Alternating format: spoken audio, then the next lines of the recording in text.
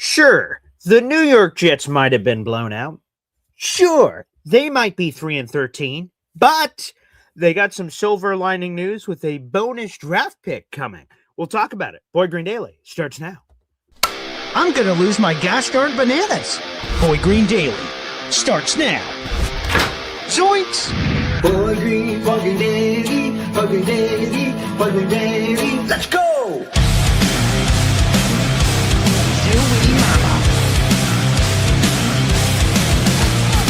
Put your seatbelts on. Get ready for the ride. We're the freaking New York Jets, so we're built for this shit.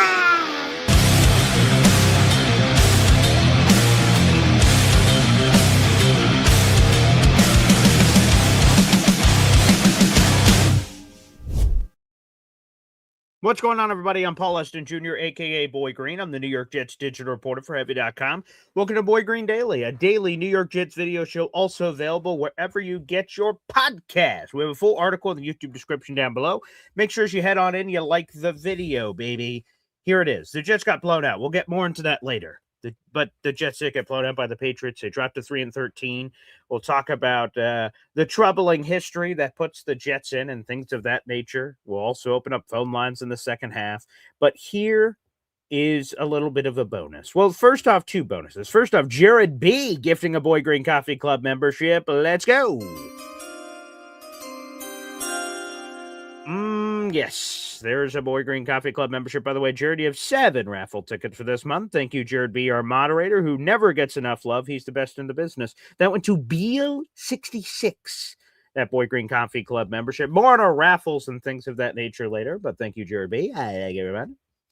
Here's the silver lining news to the New York Jets getting their teeth kicked down their throat. Shout out to Nick Corte of Over the Cap. He's an expert in a variety of things, contracts and comp pick bonuses. We're going to have Nick on this offseason. Developed a nice relationship with Nick this past offseason. We never got a chance to get him on the show, but we'll get him on the show this offseason, I promise. And an interesting thing happened in this Jets-Patriots game. So our good old friend, you guys remember Morgan Moses? Our good old friend, he was with the Jets for 2 stints. In 2021, after the Washington Commanders cut him super late in the process, like May, he ended up signing with the Jets over the summer. And we had Morgan Moses, who was this wonderful piece for the Jets. And it ended up being very important because the Jets had all kinds of offensive line injuries, and Morgan went from being a backup to being a star with the Jets, which was a cool story. And then he bolts in free agency to the Baltimore Ravens. He stays there. In 2024, we get the return to sender label slapped on his tuchus, so they get traded back to us, and we have Morgan Moses, and then he leaves again. This offseason signed a 3-year deal for $24 million with the New England Patriots. Well, yesterday, during the game, he's, again, now playing for the Patriots, disgusting, but he reached a $1.5 million playing time incentive bonus. He got a Christmas bonus this year, and it affects the Jets.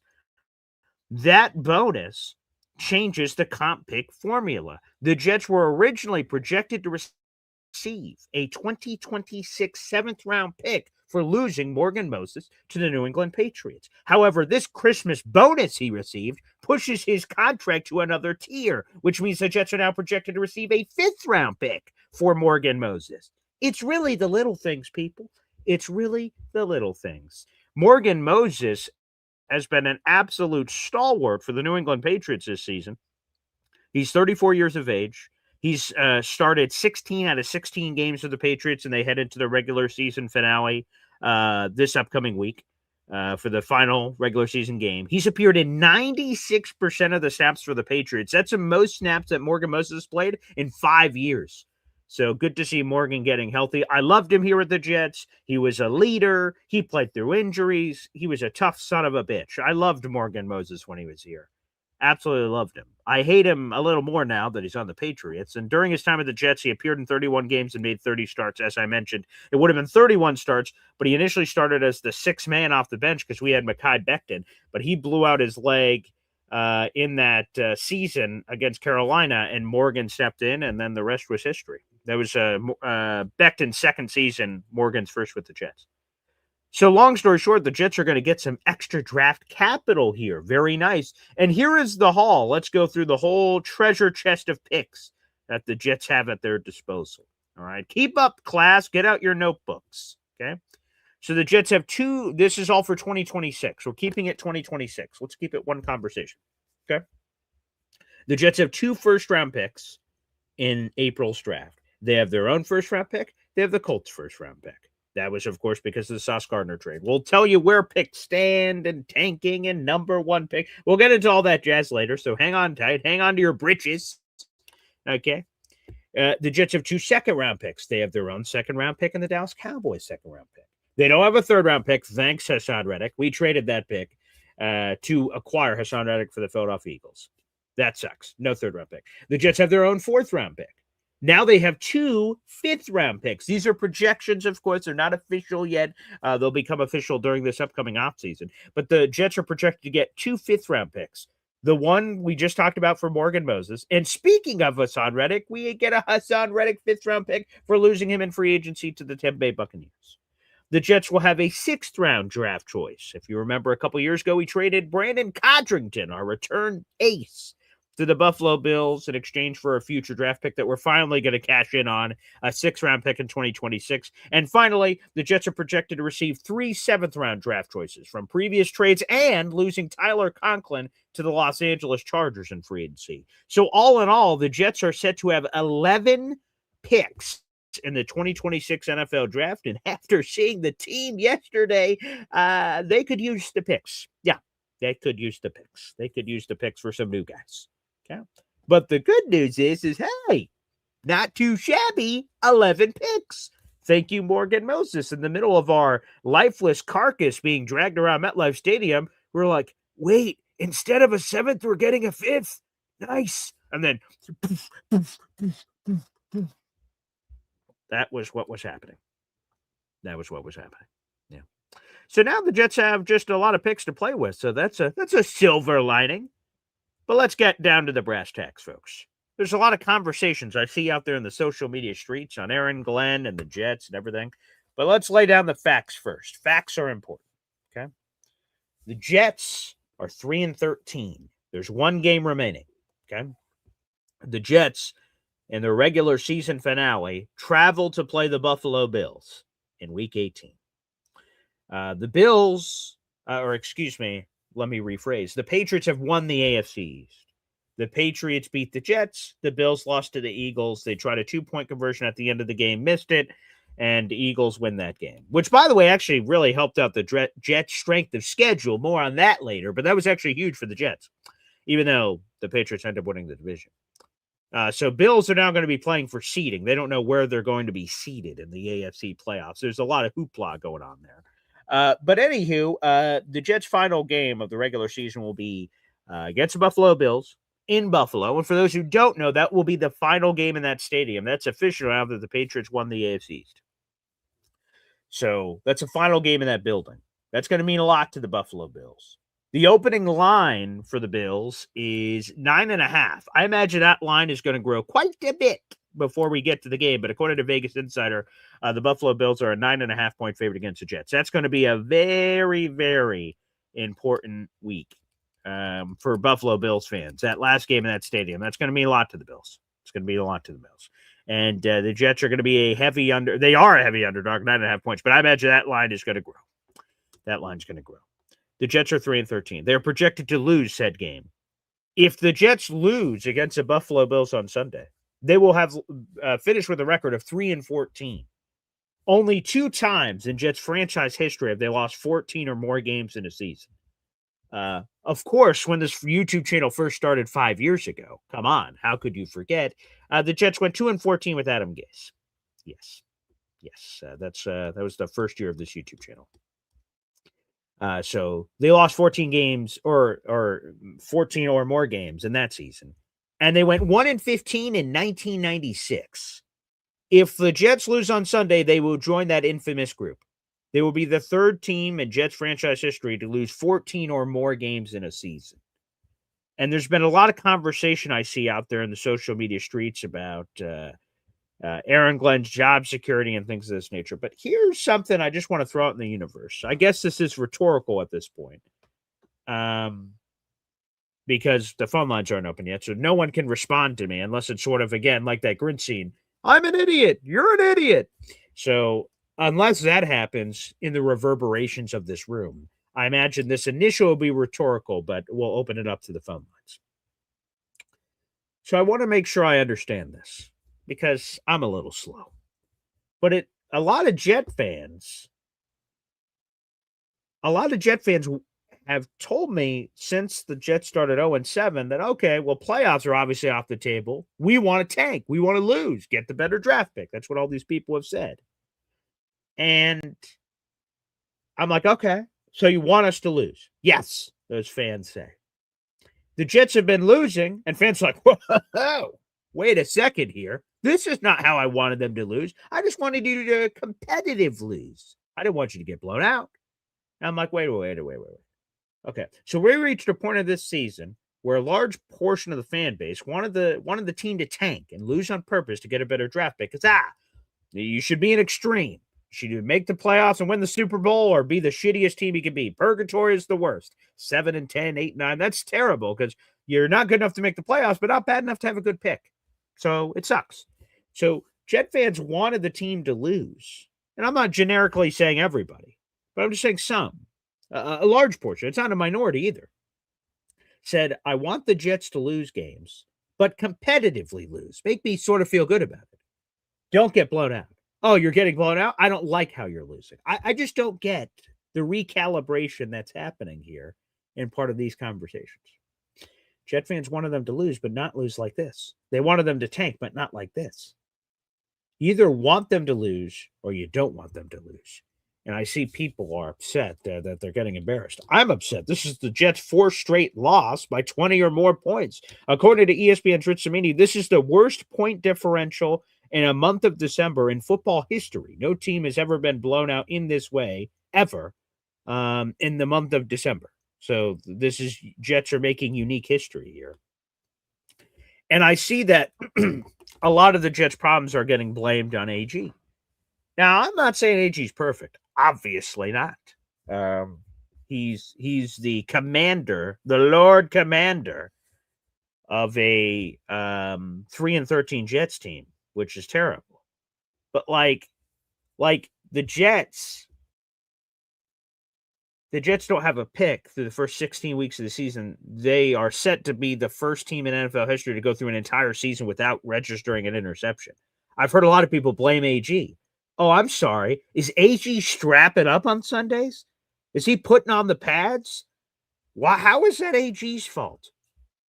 I don't know who to blame. I guess Steve Wilks. I guess the positional coaches on whatever the hell they're working on in practice. But how is it on AG? It just feels like we're yelling at the sun. We're yelling at the tide. We're old men on a front porch going, like some people I think just don't like AG, didn't like the hire, didn't like that he was a first-year head coach, didn't like the fact that he was a defensive guy, and then they're just like angry looking at things that are going wrong, saying, fuck it, Aaron Glenn, right? Like people are going outside their house in the snow and slipping on the ice going, God damn Aaron Glenn, that bastard. And you're like, what? Wait, what? What does that have to do with Aaron Glenn? There's just a lot of people that I think are force-feeding Aaron Glenn things. Again, I don't think Aaron Glenn's perfect. I think Aaron Glenn has had a lot of bad this season. A lot of bad. We've talked about the media interactions. We've talked about the very poor clock management situations. There's been a lot of that going on. But I just feel like we're over-blaming AG. It's almost like a quarterback. A quarterback gets too much of the credit and too much of the blame. Like, on some of the things, like, Darren Muji is a genius for all these trades. Folks, Aaron Glenn is final say on all personnel decisions.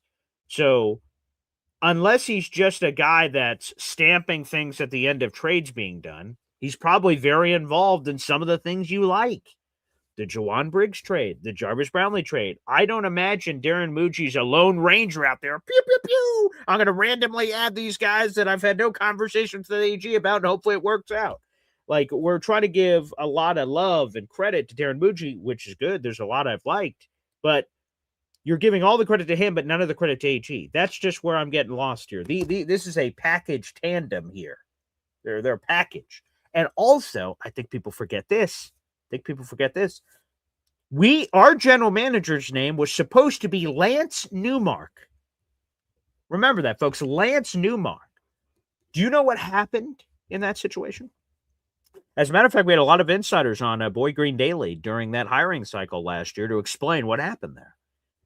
Aaron Glenn gets hired. He doesn't want Lance Newmark. The Jets pull out on the potential hiring of Lance Newmark and hire Darren Mucci. Why is that? Aaron Glenn wanted Mucci. Mucci works for Glenn. Now, some of the things Mucci's doing that you fans like out in the audience also deserve to be in the credit pool of one Aaron Glenn. Again, I'm not saying Aaron Glenn's perfect. Absolutely not. But we're putting way too much here on Aaron Glenn. We're just blaming him for everything here. We're just blaming him for everything. You wanted them to lose, but now they're losing in a way that you don't find acceptable, and you're like, fuck Aaron Glenn. He's got to be out of here. What? Folks, the New England Patriots, prior to the result yesterday, had 12 wins. The Jets had 3 wins. The Patriots had 4 times the amount of wins the Jets had. And you're like, wait a second, the Patriots blew out the Jets? What the hell? What did you expect to happen? It was the Patriots, man. And I'm not trying to have this loser mentality over here. I wanted to beat the Patriots. I freaking hate the Patriots. I hated the fact that Mike Vrabel's twisting the knife in the middle of the game. And apparently he was caught on Mike saying, fuck them to the Jets, making them do all kinds of crazy crap here. That's just some of the parts where I struggle. Is that the Jets are losing these games like Jacksonville. Jacksonville's one of the best teams in the AFC. New England, they're one of the best teams in the AFC. Now, New Orleans, well, that one's hard to explain. Yeah, that one's hard to explain. The Saints were terrible. Now they've gone on a winning streak here. But for the most part, a lot of these blowouts have come from good teams. Buffalo week 2, Dallas week 5. Their offense is really good. Anyway, I think the Jets are playing with C-level talent, which is partly AG. I mean, he's part of the roster construction, obviously. But they're playing with shitty talent. They're playing with shitty players. And the coaching has been questionable, certainly. Defensively, a total shit show. Offensively, Tanner Engstrand's been mid. I'm okay with Tanner. I'm not blowing my lid over Tanner Engstrand. I'm not like what the worst offensive coordinator of all time. There's some weird moments where he's calling things like run, pass on obvious third down. I'm like, what are we doing, Tanner? Has he just checked out? Like, is the season just like over? Like, so he hasn't been perfect by any means. Chris Banjo's been awesome. So Chris Banjo hire at AG. Got to give credit where credit's due. A little credit there. The penalty problems, most of that has been curtailed. I'll have to double check the final numbers at the end of the season where the Jets rank penalty wise. But the last 2 years, they were first in penalties. This year, I know they're not first. So that's progress, right? Isn't it? The quarterback play has been historically awful. Justin Fields, trash. Tyrod Taylor, injured or trash. And then Brady Cook has obviously been awful. But what were the Jets' options at quarterback this past offseason? So, to me, I think it would be rash to fire Aaron Glenn after this season. Because what is the answer? I listened a lot yesterday. We had a post-game show, and we had a panel. Bobby Midnight sent me a subpoena for all the panel people we had on yesterday. And I was just listening to people saying, we should fire Glenn. Here are the candidates. And the candidates don't wow me. Candidly, they don't. They don't. When everyone wants to fire someone, but then we're like, well, okay, well, who are you going to replace him with? And these names people are giving me do not titillate me at all. Mike McCarthy, sure, he's won a lot of games in the regular season, no doubt. Former Super Bowl champion, sure. Jets interviewed him in the past. Mike McCarthy doesn't rev my engine. Having a year away from football and just suddenly everything's going to click, he doesn't rev my engine. I don't know, man. That doesn't rev my engine. And then what? Who else is out there? These names that people are saying just don't do anything for me. There's no names. There's not names I've heard until someone presents me a new name. And Tomlin and Harbaugh, I don't see those happening. So I need better names if we're going to do this. Let's go. Yeah, let's go to easy. I love this. Whose fault is it we don't have a decent quarterback? That's all Aaron Glenn's fault. Who was the quarterback, people? Okay, we go to, I mentioned the head coaching thing. I go to the head coaching thing. Okay, I go to the head coaching thing. Okay, where we talked about what other options are out there. What other options are out there at quarterback? Come on, people. Let me hear them. Fire them out at me. What? Jets went Justin Fields. And apparently that was a horrific decision. Obviously, the results are terrible. But where else could they have gone? Please, please, please. Easy, let me know. Who is the guy? Who's the guy? Who's the guy? All of a sudden, crickets. Because there's no quarterback that was a slam dunk. There was no quarterback that was a slam dunk. Justin Fields was fine. A fine choice initially is what I mean.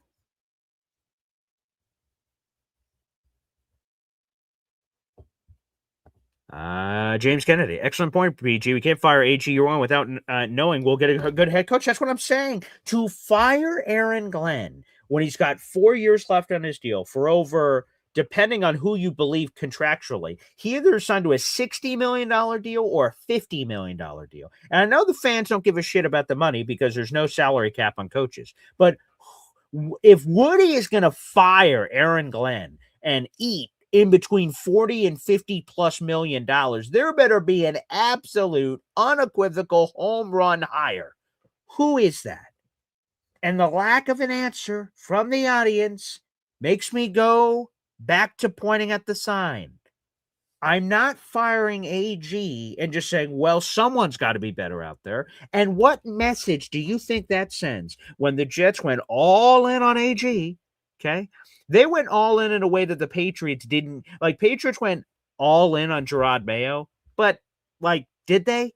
Like, the Jets, like, it was almost like with how all that worked out, and Gerard Mayo had it written into his contract that he was going to be the successor to Bill Belichick. There was all sort of weird happening in New England.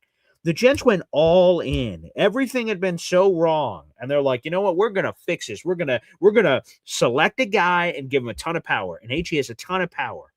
He's got a long-term contract. He's got a ton of power. And then after 1 year, we're just going to be like, boop, pull the plug.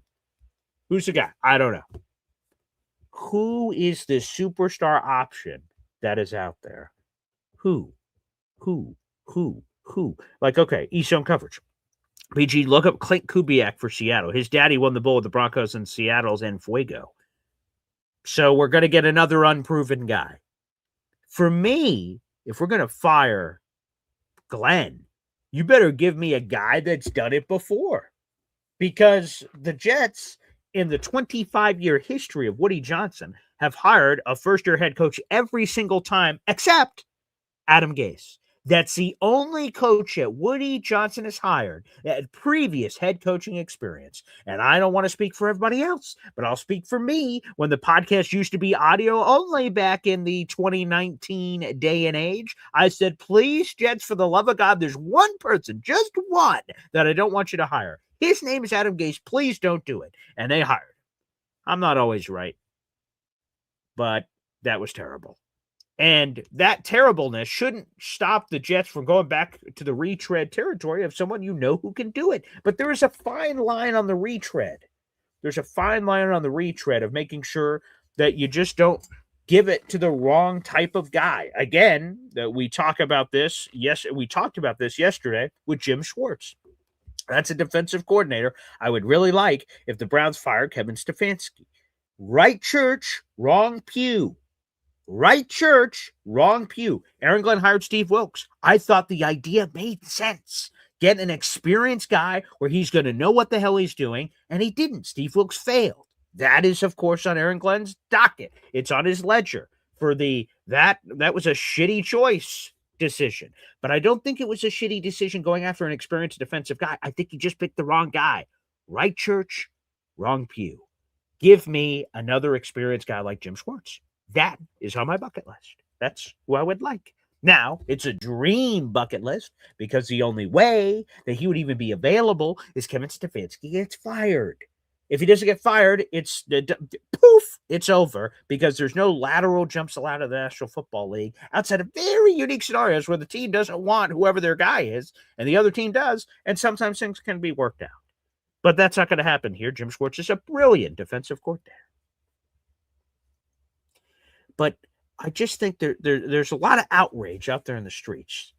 So let's go to this, right? So East Zone's coverage is throwing a couple of names out here. Let's put this up. So Cliff Kingsbury. All right, let's pull up Cliff Kingsbury. All right, so we all know him as the former Jets quarterback, of course. All right, why not? Yeah, the former Jets quarterback who's now the Commanders' offensive coordinator. I just want to refresh real quick on how that tenure went with the Arizona Cardinals. What was that coaching record with the Arizona? I remember his college coaching record, which, by the way, he was a sub 500 coach in college and got hired for the Arizona Cardinals job. And a lot of us went, "What the hell?" Yeah, he's 28-37-1. He had one tie in there in his rookie season, so not a lot of wins there. Although he did have one winning season. Shout out to the 2021 Cardinals who went to the playoffs. They lost in a wild card round, but they went to the playoffs. So Cliff Kingsbury, okay, that's a mildly interesting option. Says Mike McCarthy. I don't know, man. I'm not sure. Mike McCarthy does have a sterling resume. That helps him for sure. All those 12-win seasons in Dallas. He had a lot of success in Green Bay. Now, the interesting thing to me is that Mike McCarthy, what's his history with developing quarterbacks? He went to Dallas. Dak Prescott was just presto there. He's in Green Bay with Brett Favre and Aaron Rodgers. That's sort of there. Like, what's his development with young quarterbacks? That seems to be lacking. And then on Cliff, I guess you could point to Jaden Daniels, but then there was a massive drop-off this year. Is it just injuries? Did people figure him out? What's going on there? But Cliff is mildly interesting. I don't think enough to fire Aaron Glenn for him. Yeah.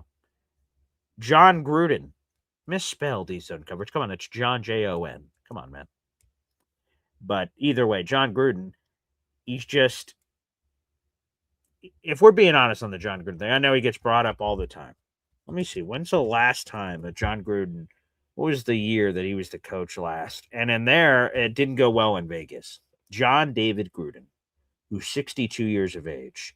He last coached for the Raiders 4 years ago. It's going to be 5 years ago in 2026. He was a consultant for the Saints and an advisor for the Milano Seamen. All right. Interesting. And as a head coach with the Raiders, that did not go well. It did not go well. As a matter of fact, he went 22-31 in his 4 seasons in Vegas. 3.5, 3 and change. We resigned, as we all know. So John Gruden again, not enough. No, I don't think so. Pops can come for Philly News says Pops coming for war, BG. That's fine. If people want hands, they can catch hands. I'll be opening up the phone lines here in just a second. Vegas Nick. BG, what's your issue with John Gruden?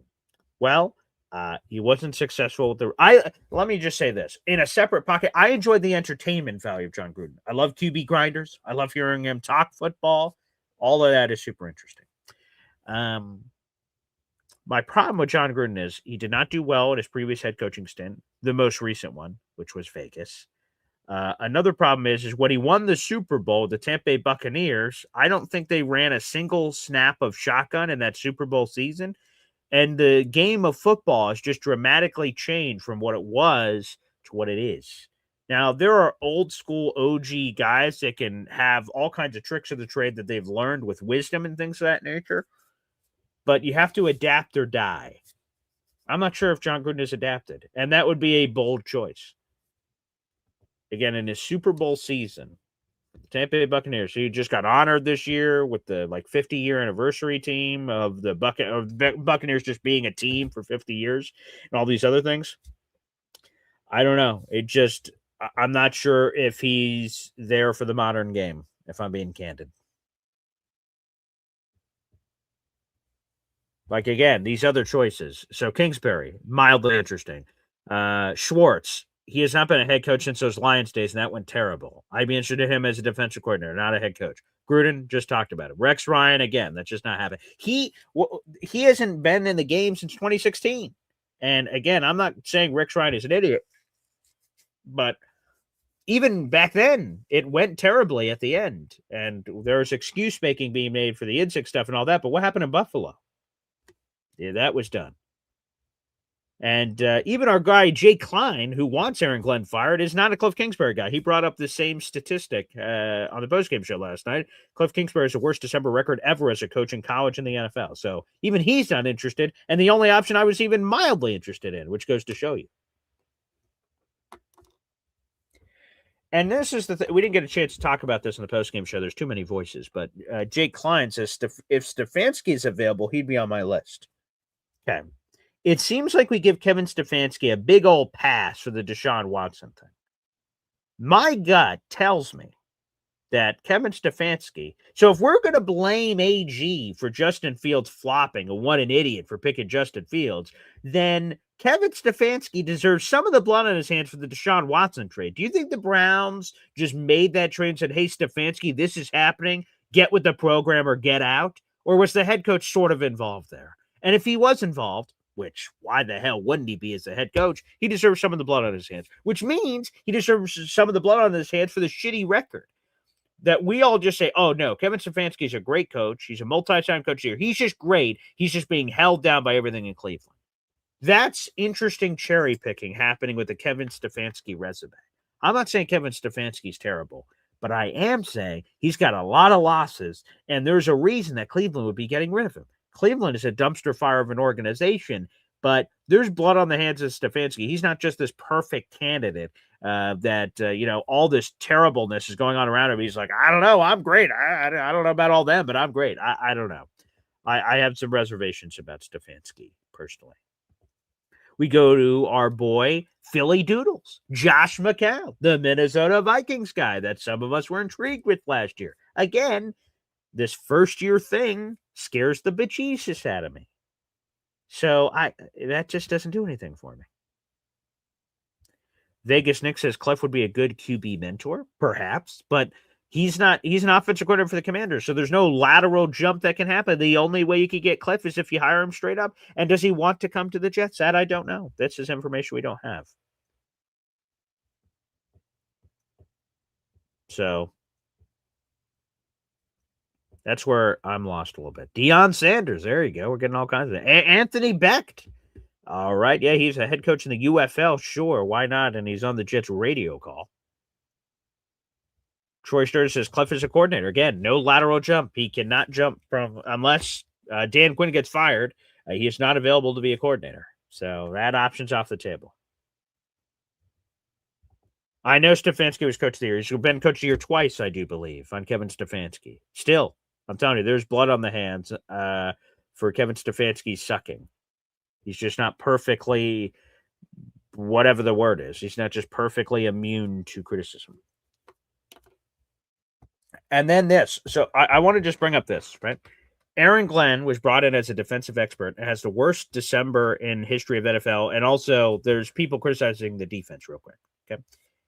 Aaron Glenn was not brought in as a defensive expert. That I disagree with. If he was, he would have been hired as a defensive coordinator. He wasn't. He was hired as the head coach. Now, let's sort of vet this out. Then we'll open up the phone lines. We've got over 300 people in the room. Okay.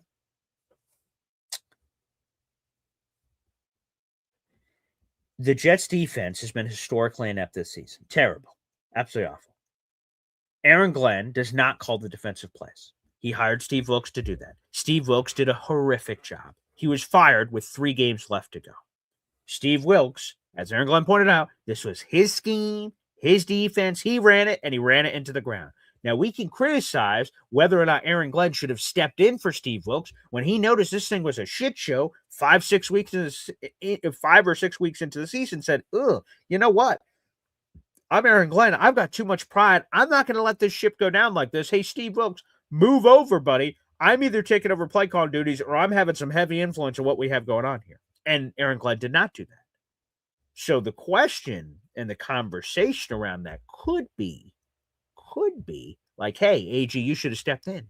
But I think what happened here is that AG saw this thing going to shit 5 or 6 weeks into the season. Technically, it was the first 5 weeks, and then there was a brief surge in week 6 and 7 where the Jets allowed 13 points back to back. First 5 weeks, disaster. One of the worst defenses in Jets history. And then week 6 and week 7, they allowed 13 points per game. And then everything, there was only a brief dopamine rush of respectable defense, and everything fell apart again. The point is that you can make a strong argument that AG should have stepped in and tried to save the defense. He didn't. Obviously, he let Steve Wilks go down with the ship. And that is a strong argument to make that he should have done that.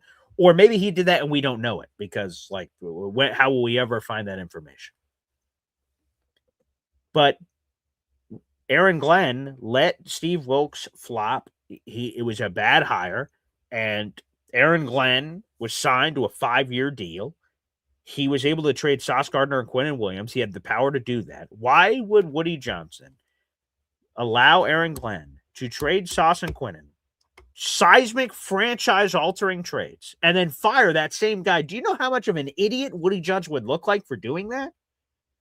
He let a guy make a decision for his franchise for the next decade and then fire that guy? You know how bad and terrible that would look? And then we're just going to hire some random guy willy-nilly. Hey, you're in control of the next decade of Jets football, no pressure, with 5 first-round picks and all these other draft assets? What in the world? I don't know, man. I don't know. Not sure. Not sure on that one, Chief Keef. Not sure on that one. Not sure. Now, to me, an alarming thing that happened yesterday is Aaron Glenn, for the first time in his leadership,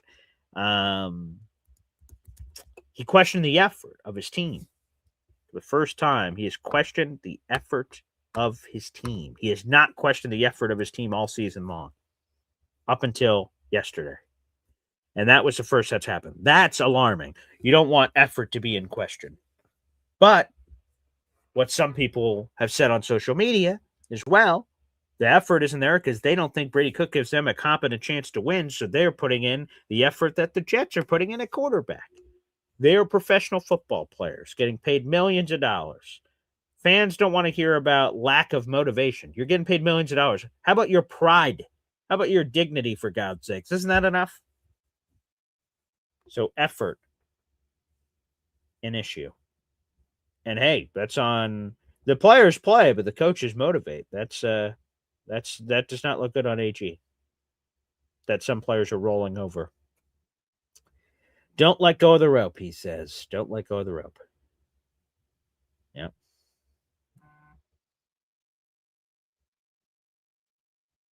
Interesting. Well, we got a lot of comments out there in the universe. We got a lot of comments indeed. And I wanted to give another shout out. Oh, I forgot to mention this one earlier. Our number one Austrian Jet fan with a Boy Green Coffee Club membership.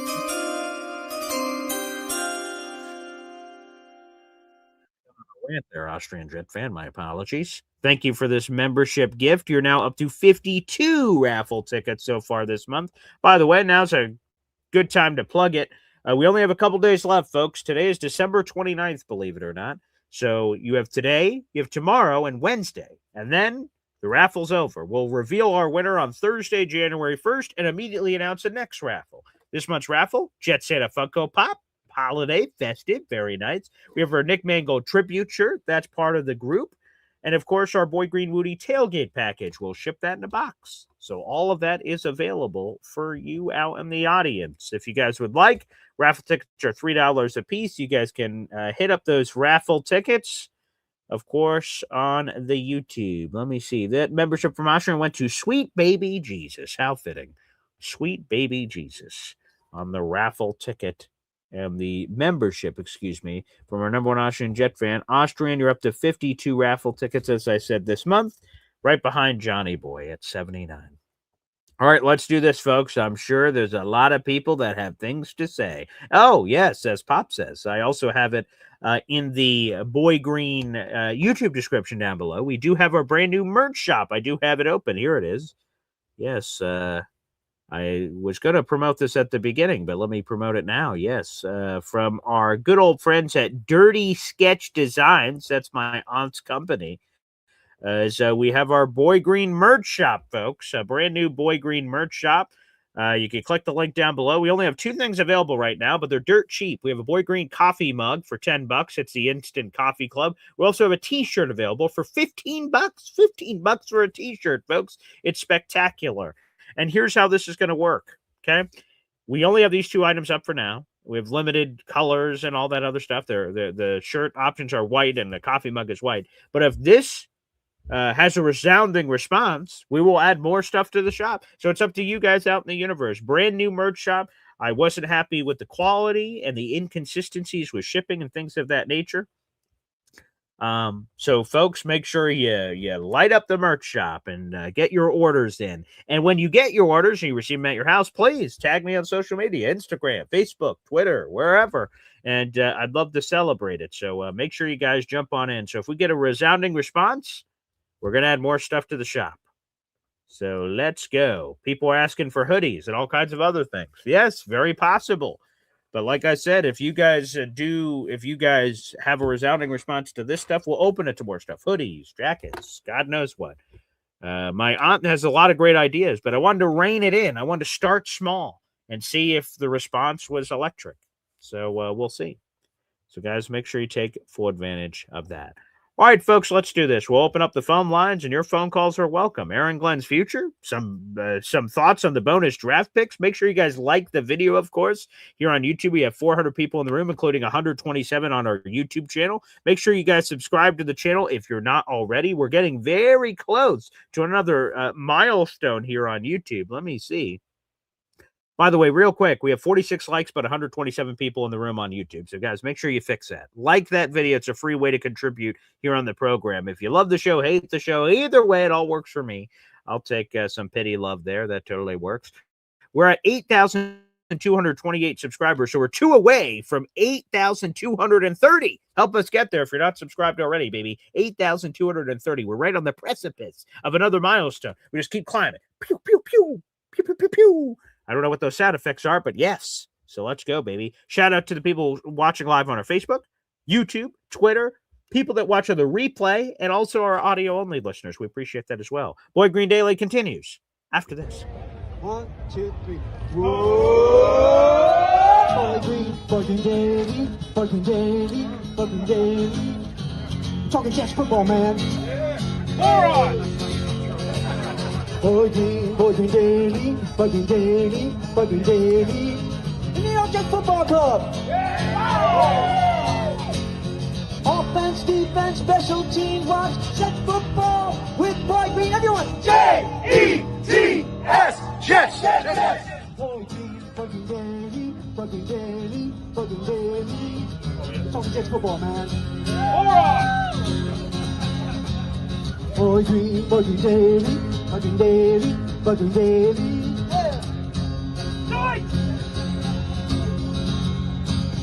Offense, defense, special teams, watch Jets football with Boy Green. J-E-T-S, Jets, Jets, Jets. Let's go! Let's go, baby. I'm Paul Eston Jr., a.k.a. Boy Green. I am the New York Jets digital reporter for Heavy.com. Welcome to Boy Green Daily, a daily New York Jets video show, also available wherever you get your podcast. By the way, Jared B says, who wants to be the first to get the Boy Green Coffee Club tattoo? Oh, Jesus.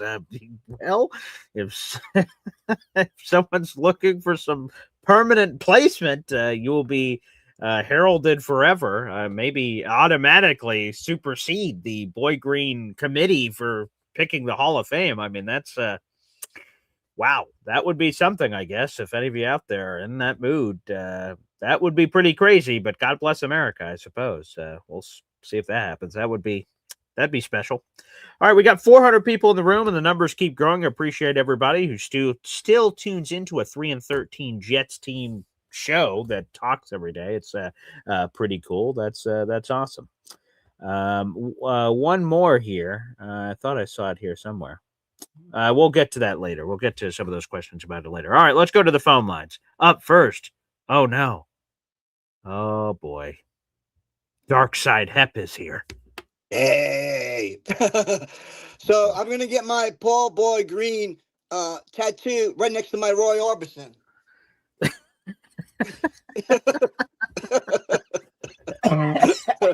Mama says, Anyway, are we sure that Aaron Glenn isn't going into the facility and just going taking a nap under his bed every day Oh, under like the desk? George Costanza under the Yeah, is he desk? doing a Yeah. George Costanza? Is he taking a nap? Because he didn't get involved in that defense until way past Salah.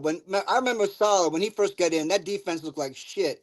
Mm-hmm. And Salah got involved and then turned it around, and we became a really respectable defense. Then, you know, I don't see that didn't happen. The other thing I'm worried about is he's not he's not quick enough to make a decision. When something's going bad, he doesn't step in. He goes, let it play out. You know who else did that? Salah. Notorious for letting things go longer than they should. Mm-hmm. I see the benefits of an offensive head coach because then someone can come in and plunder you. You know, that seems to be the more valuable of the coordinators is the offensive coordinator. Mm-hmm. The other thing is I'm not afraid of any of our coaches as far as X's and O's. I want a brainiac. I want someone to come in. They go, oh shit, this guy's coming in. What are we gonna do? You Mm-hmm. know, we don't have that. You know, I think Rex was the last guy that really kind of like put the fear in people. Bowles was okay, but he was always the typical folder. Situational. Yeah. Yeah. And what else do I got here?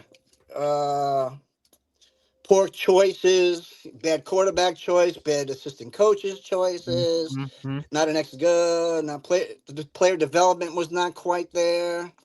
That's about it. I'm just a little nervous about going forward. 1 second, Paul. Alexa, stop. I use my Alexa for my timer when I'm cooking. Oh, okay, Yeah. smart. Okay. Yeah, that was good. But anyway, I'm nervous about that. And like you said, I don't know who's out there. Who's the hot offense this year? Would you say?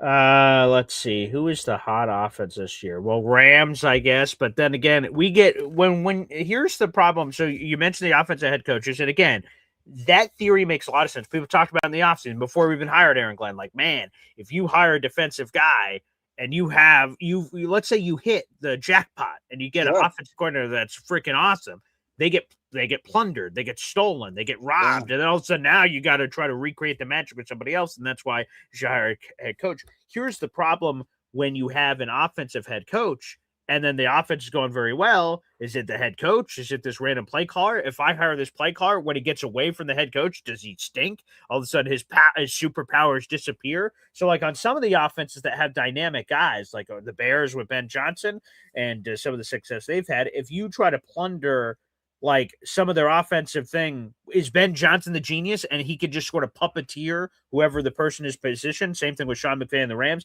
That's what I'm afraid of a little bit. And then your only other choice is going to like a team that has a defensive head coach but a bright offensive mind and just ripping the offensive mind and making him your head coach. But I don't know who would necessarily fit that category for me this season.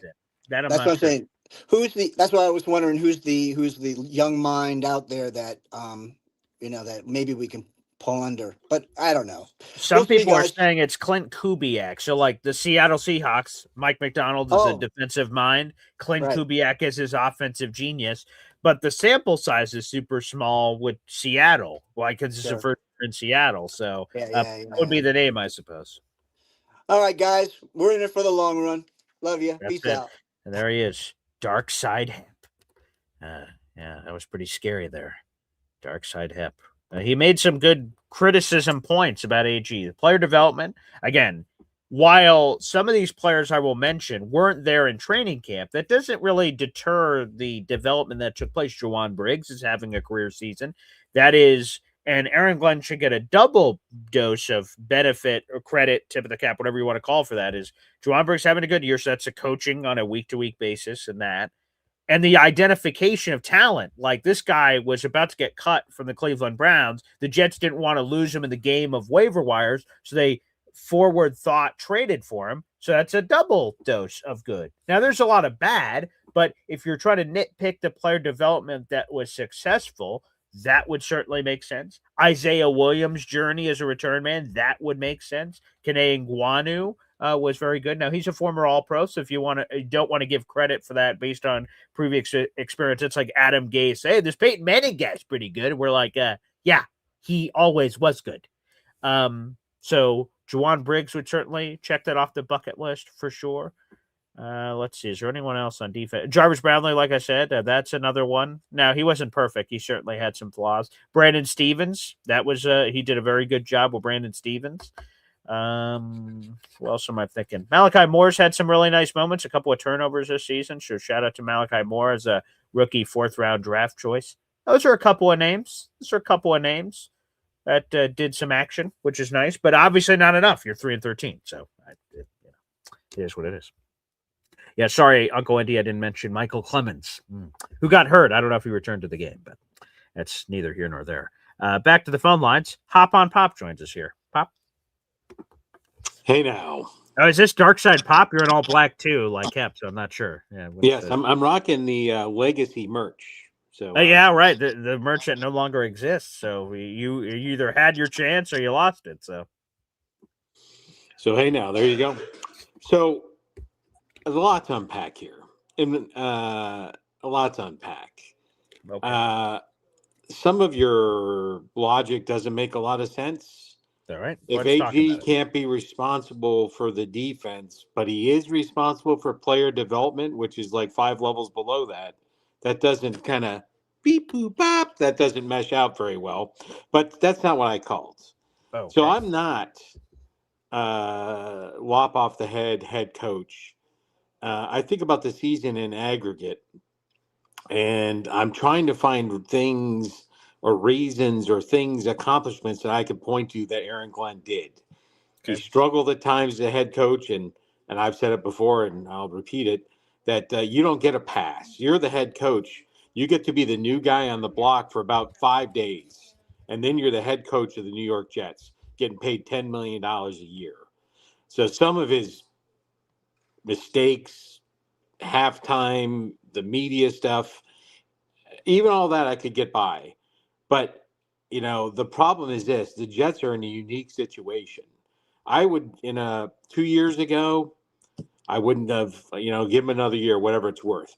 They're at a turning point in Jets history after 15 years of misery where they have the opportunity with more cap space than anybody in the NFL, more picks than anybody in the NFL. And if he would have to, and he hasn't, in my opinion only, he would have to have shown us that we don't have to say who's going to replace him. We just have to say, I don't want the next 10-year future of the New York Jets to be in the hands of somebody that I'm not confident can do it. That's what I'm worried about. It's not, because he hasn't really showed anything. What positive movement have we seen, right? And he's not the defensive coordinator. But he allowed Steve Wilks to walk this out. He allowed this debacle of December to happen. So didn't Robert Saleh do that with Jeff Ulbrich? Like, Jeff Ulbrich was bottom 5 at every major category. Robert Saleh didn't step in for Ulbrich and save him in the middle of that first season. He stuck by him. Now, Ulbrich eventually turned it around because we saw multiple years after that of Saleh. But Saleh didn't save Ulbrich when things were going to shit. Saleh was the defensive mind. He didn't choose to call plays when he came here, and he caught some of the same shit that Aaron Glenn is catching right now. But, that all worked out for Saleh. Why is Aaron Glenn held to a different standard? That using Robert Saleh as a success story is probably not the greatest thing. It's not about a success story. I'm just saying that Jeff Ulbrich in year number 1, so Robert Saleh was hired, defensive coordinator, hired a head coach. Jeff Ulbrich, really his first time calling defensive plays and being the guy. He was absolutely god-awful in the first season of Robert Saleh being the head coach. The defense was terrible. Saleh was a defensive guy. The defense was supposed to at least be good in the middle of all this crap, and Saleh had all kinds of problems in year 1, but they let it all play out. Like, Saleh didn't fire Ulbrich in the middle of the season. He didn't take play calling away from him in the middle of the season. Like, they played it all out. It was terrible. And then it immediately turned around. The only thing I'm pointing to is not the success story of Saleh, who ended up getting fired on his own, but the defense eventually turned around because he committed to the guy, and that happened. I'm just saying that's a very similar situation in their first years. And yet Aaron Glenn is, like I said, getting held to some sort of a different standard here. That's what I don't understand. Now, Aaron Glenn's getting held to no standard. You're making nothing but excuses for him, right? Excuses? He is terrible. He is terrible. And your defense is, well, I don't see anybody else I'd like to replace him. Here's my question for you. One question. Okay. All right. Was there any criteria where you would have advocated for firing? And if there was, what would it have been? Because Firing it looked like Aaron it was Glenn, checked you're off saying? everything. Yes.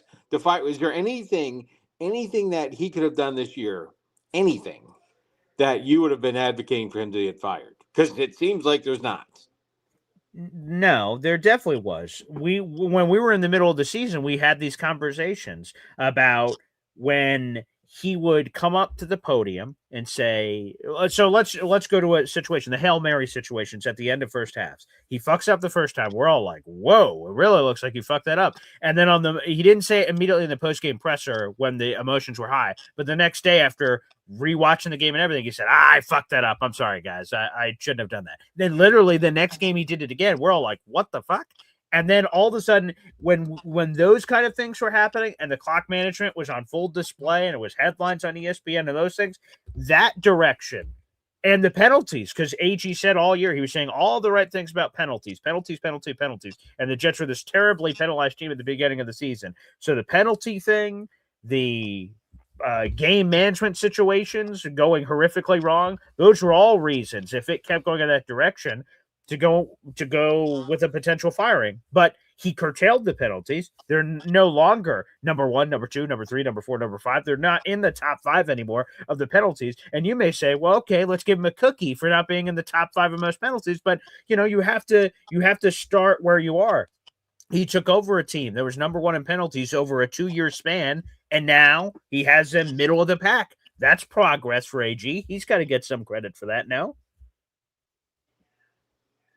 Okay, so you don't give him credit for that. Nice. All right. So what other questions do you have that I can possibly? Well, you didn't answer that question.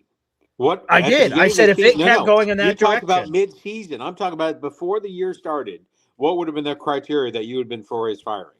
3 all wins? of the no, it's not wins to me. It was not wins. I was not like, if he and I don't think that's for any NFL head coach in the history of all time that this guy gets hired. I wasn't even thinking about the criteria of him being fired and one and done. I don't think anyone on the planet should have been thinking of the criteria of him being one and done fired before the year. What was the number? I had no number. If anyone did, they're sadistic, cynic freaks of saying, like, if he doesn't get to 6 wins, he should be fired. There was no number in my head of a win total he had to reach to save his job. I thought his job was pretty safe when he was hired. Yeah, and so right now his job is safe primarily for what reason?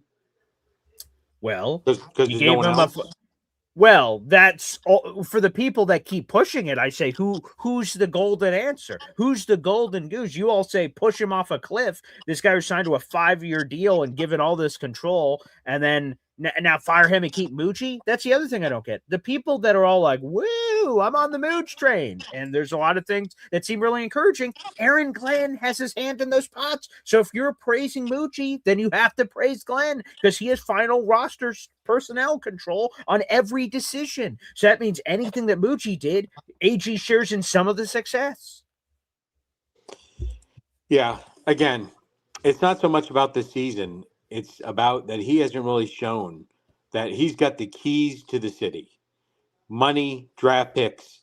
And if he's not the person, and to me, he's not given any empirical evidence that he is the person, that's the reason I give him the hook.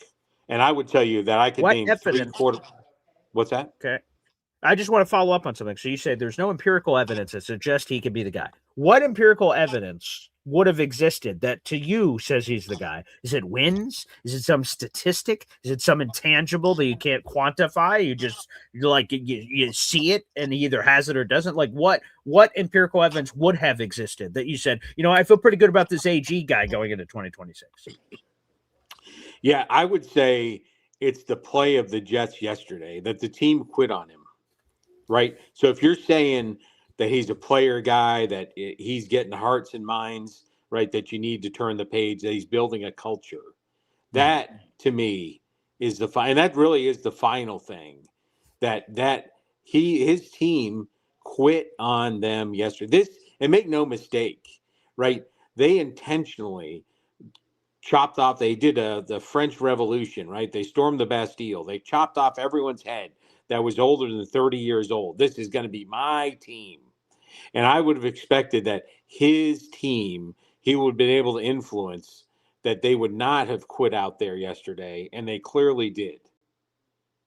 Isn't there some challenges in to make this comparison? Breaking a horse, right? A horse has all the, all it's lived its life to whatever it's lived, and it's developed bad habits and all these things. And a new trainer comes in, he wants to break the horse, break its will, and then reestablish everything that's supposed to be going moving forward. Isn't there hiccups on the journey of breaking the horse? This Jets horse that hasn't made the playoffs, and prior to Aaron Glenn getting here 14 years in a row, now a 15th year. Isn't there like a process to that where it's not this immediate, as much as we Jet fans are sick of multi-year rebuilds and all these other things, that like despite what we want, that it's going to take time to flip?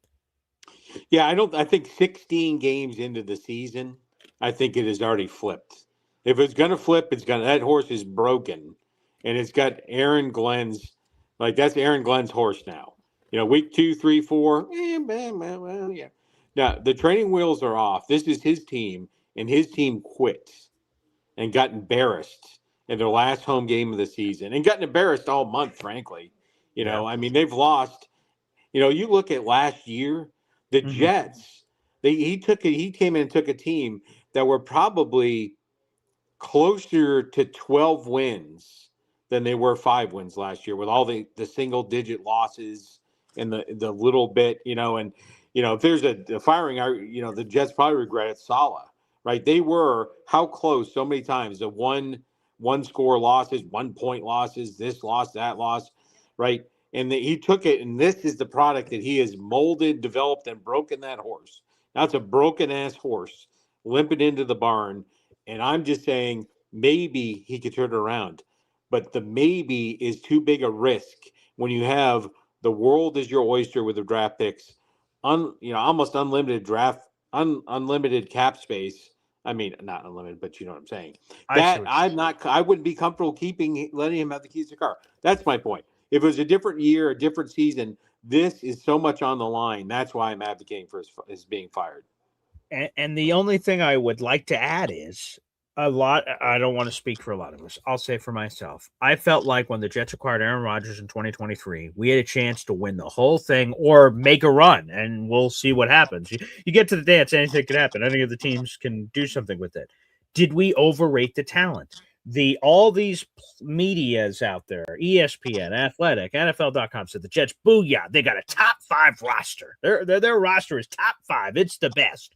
And then a year later, they're like, this is a bottom 5 roster, one of the worst in football.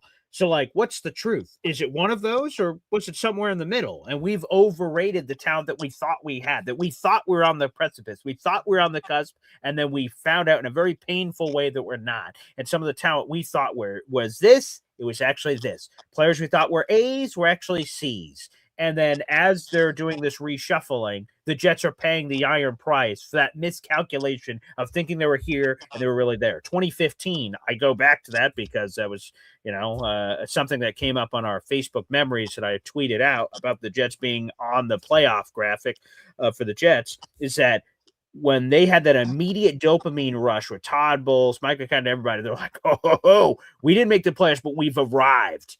And then 2016, we didn't. Everything collapsed and fell apart. And then it sent us on this painful rebuild of a miscalculation. We thought we were here, but we're really here. And is that happening? We didn't get the 10-6 dopamine rush in this era that we're experiencing right now, but it's just the talent that perhaps was mischaracterized, and now we're judging it from that length because there are Jet fans that see it through that Aaron Rodgers eyes that we had it, that, we could have done all of this stuff. All we needed was this thing, and maybe we were wrong and we only needed this thing. Yeah, I will say there's a perfect parallel to the New York Jets, in my opinion, in the NFL.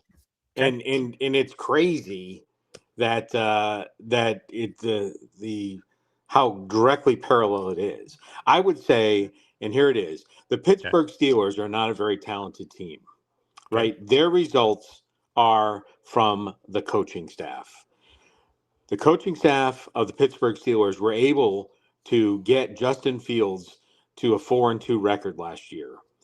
And you had no indication of how trash that he was this year based on last year. You had an indication that the Steelers said, thanks for the 4 wins, but no thanks, and they let him go.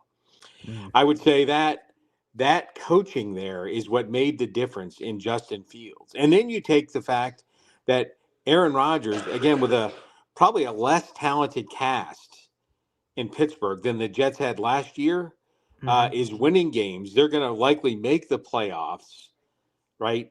And Potentially, we'll see. It's a win and you're potentially, in. and he's doing that with less stats.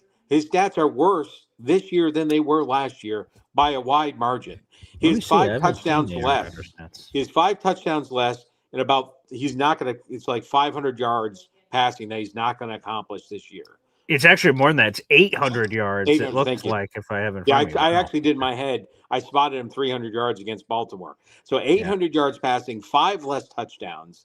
It's all about the coaching, which goes back to my entire argument. They swapped quarterbacks with a similar roster, and who's going to be in the playoffs and who's not. So that's it. I have no hatred for Aaron Glenn. I've been a supporter all along. When the team quit on him yesterday, all these things came in my head. I think the Jets should move on. And if they don't, they'll live to regret it. So let me ask you one last question before we go on. We have a lot of callers. If the Jets fire Aaron Glenn as you wish, they should hire whom? Yeah, I would say there's quite a long list, and people are going to stroke out. Your mom, shout out to your mom. Oh, okay. She'd be a great choice. Yeah, sure. Yeah, your mom said Bill Belichick, right? I think Mike McCarthy. I think John Gruden. I think there's a lot, and I don't not fire somebody because I'm worried about who I'm going to replace him with. That's not how I would do it. Oh, how can you fire someone and then just say we'll figure it out? Especially when he's got 4 years left on his deal. Yeah, I would have a board in my office of who I would like to have and who I'm going to go after. But you're not going to have somebody locked in. That's actually against the Rooney Rule. You may be unfamiliar with that. I am quite familiar. I actually did a they could do speech. A Patriots thing. They're like, wait a minute.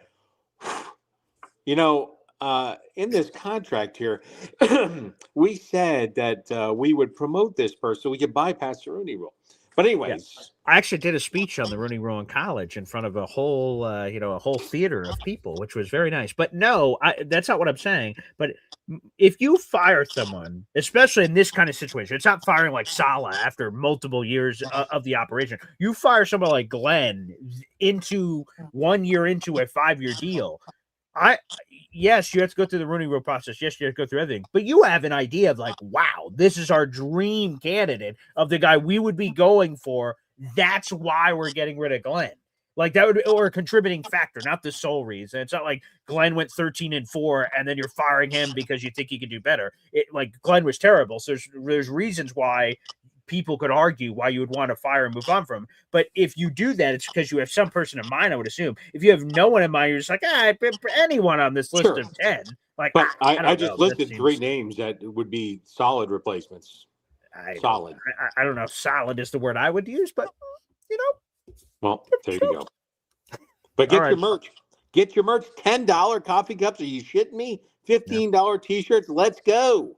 Yep, it's in the YouTube description down below, folks. The brand new Boy Green merch shop. We just opened it yesterday, so feel free. Again, we fixed all the shipping problems. It's now a family-run business. My aunt is making all of this merch, so yeah, feel free to check it out. Unfortunately, that hat my papa's pointing to is unavailable, but he's just sort of bragging and showing it off. But yes, we have a mug and a t-shirt available in the shop, so check it out. I actually have 4 or 5 different versions of hats that are unavailable this time, but I'm sure you'll be wearing them over the next couple of episodes. Pop, thank you for your candor. Yeah, thank you for your overflowing optimism. That's free of charge. Free of charge. Pop, appreciate it. Thank you very much. Before we get to the phone lines, and boy, there's a lot of people who want to call in, and I love the energy. First off, T-Town Jet gifting a Boy Green Coffee Club membership. Thank you, T-Town.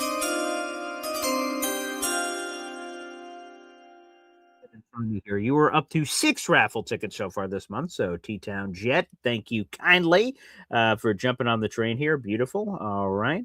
Let's see. That membership went to Nitty Whack. Welcome to the Boy Green Coffee Club. Shout out. I see we have a super chat in here as well from our buddy NC Green. Let's go to that next. Every time I get a super chat here from my daughter, Zelaya Luna. Wow. You have it. That was the end. Fitting that's a super chat. That was the end of my father's thing. That hey, I'd fire AG and go into the unknown. The NC Green $2 super chat. Thank you, NC Green. I'd rather have the unknown than keep AG. Yeah, I'm just not there. I'm just not there. I would have anyone else than AG. I'm just not there yet. I'm just not there. Maybe we'll get there over these phone calls. Maybe you guys are about to have some passionate explanations of why literally anything else is better. But I'm not at the point where fire AG. I've got no plan to. I've got no immediate name to replace him. Just anyone will probably. I just think we're going over the top. But I respect opinions. So entry Green, that's totally valid to have that take. Everyone can have whatever takes they want. Again, we have a lot of phone calls, so I imagine there's going to be some opinions flowing out here in the universe. Up next, Kyle Clifton joins us here on the program. Kyle, good morning. Well, Green, how are you? Well, I mean, amid this god-awful season, it's painful around the holidays, but, we're built for this shit. We're Jet fans. We've been through this shit before, unfortunately.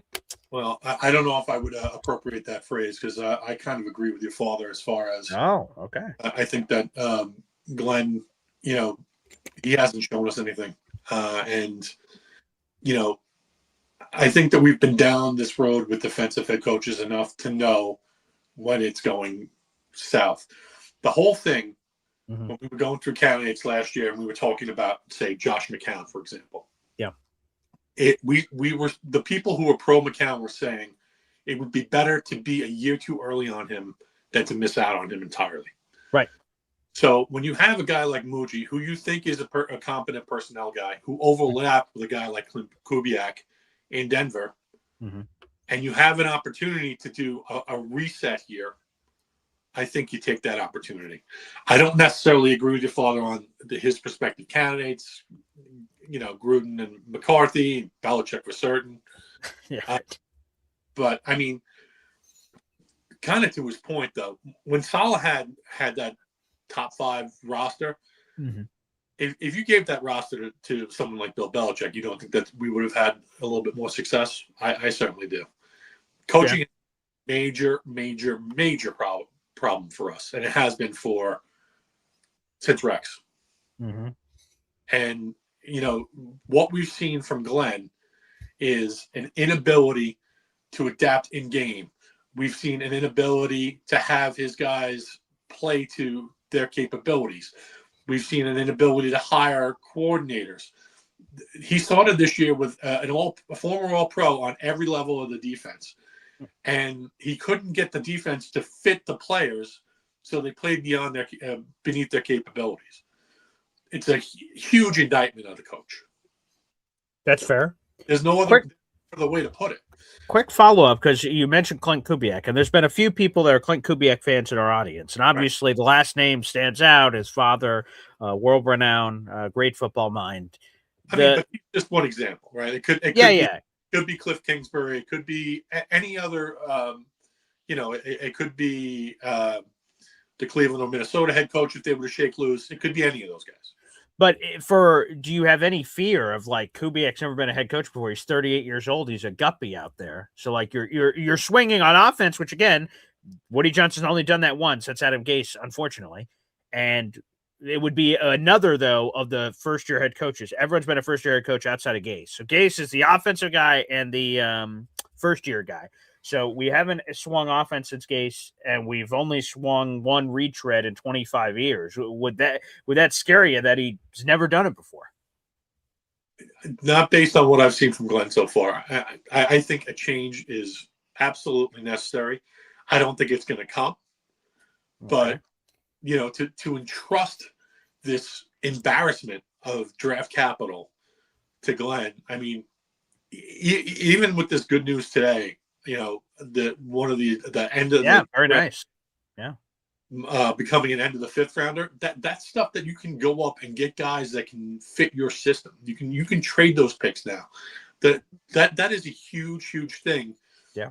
If we weren't ready to win with Morgan Moses, you would absolutely draft Membu and move on from and secure the pick. but you have to have guys that know what they're doing in place. And I have no confidence in Aaron Glenn at this point. None. Zero. Zilch. He's been awful. I think we're underestimating how bad he's been in hoping that he'll be better for the future. It's that easy for me. Yeah, I mean, I'm a man that views his life glass half full, and I want anyone that obviously the Jets. I wanted Glenn to succeed too, but he hasn't shown anything. You have to show at least a pulse. And if you don't show that, a level of confidence, a baseline level of confidence, a willingness, improvement during the course of the season, then what are we doing? The things that I struggle with are obviously the in-season coaching has been wildly inconsistent, to put it at the very least. It's been much worse than that. But again, with him having final say over all roster stuff, that gives him some of the flowers that we've given Muji, which is intriguing to me. The penalties have been turned down, but we also traded away Sauce Gardner, Quentin Williams, so that whatever the defense could have possibly been that we saw in the spurts of week 6 and week 7 where he held, it seems like an outlier compared to the rest of the season.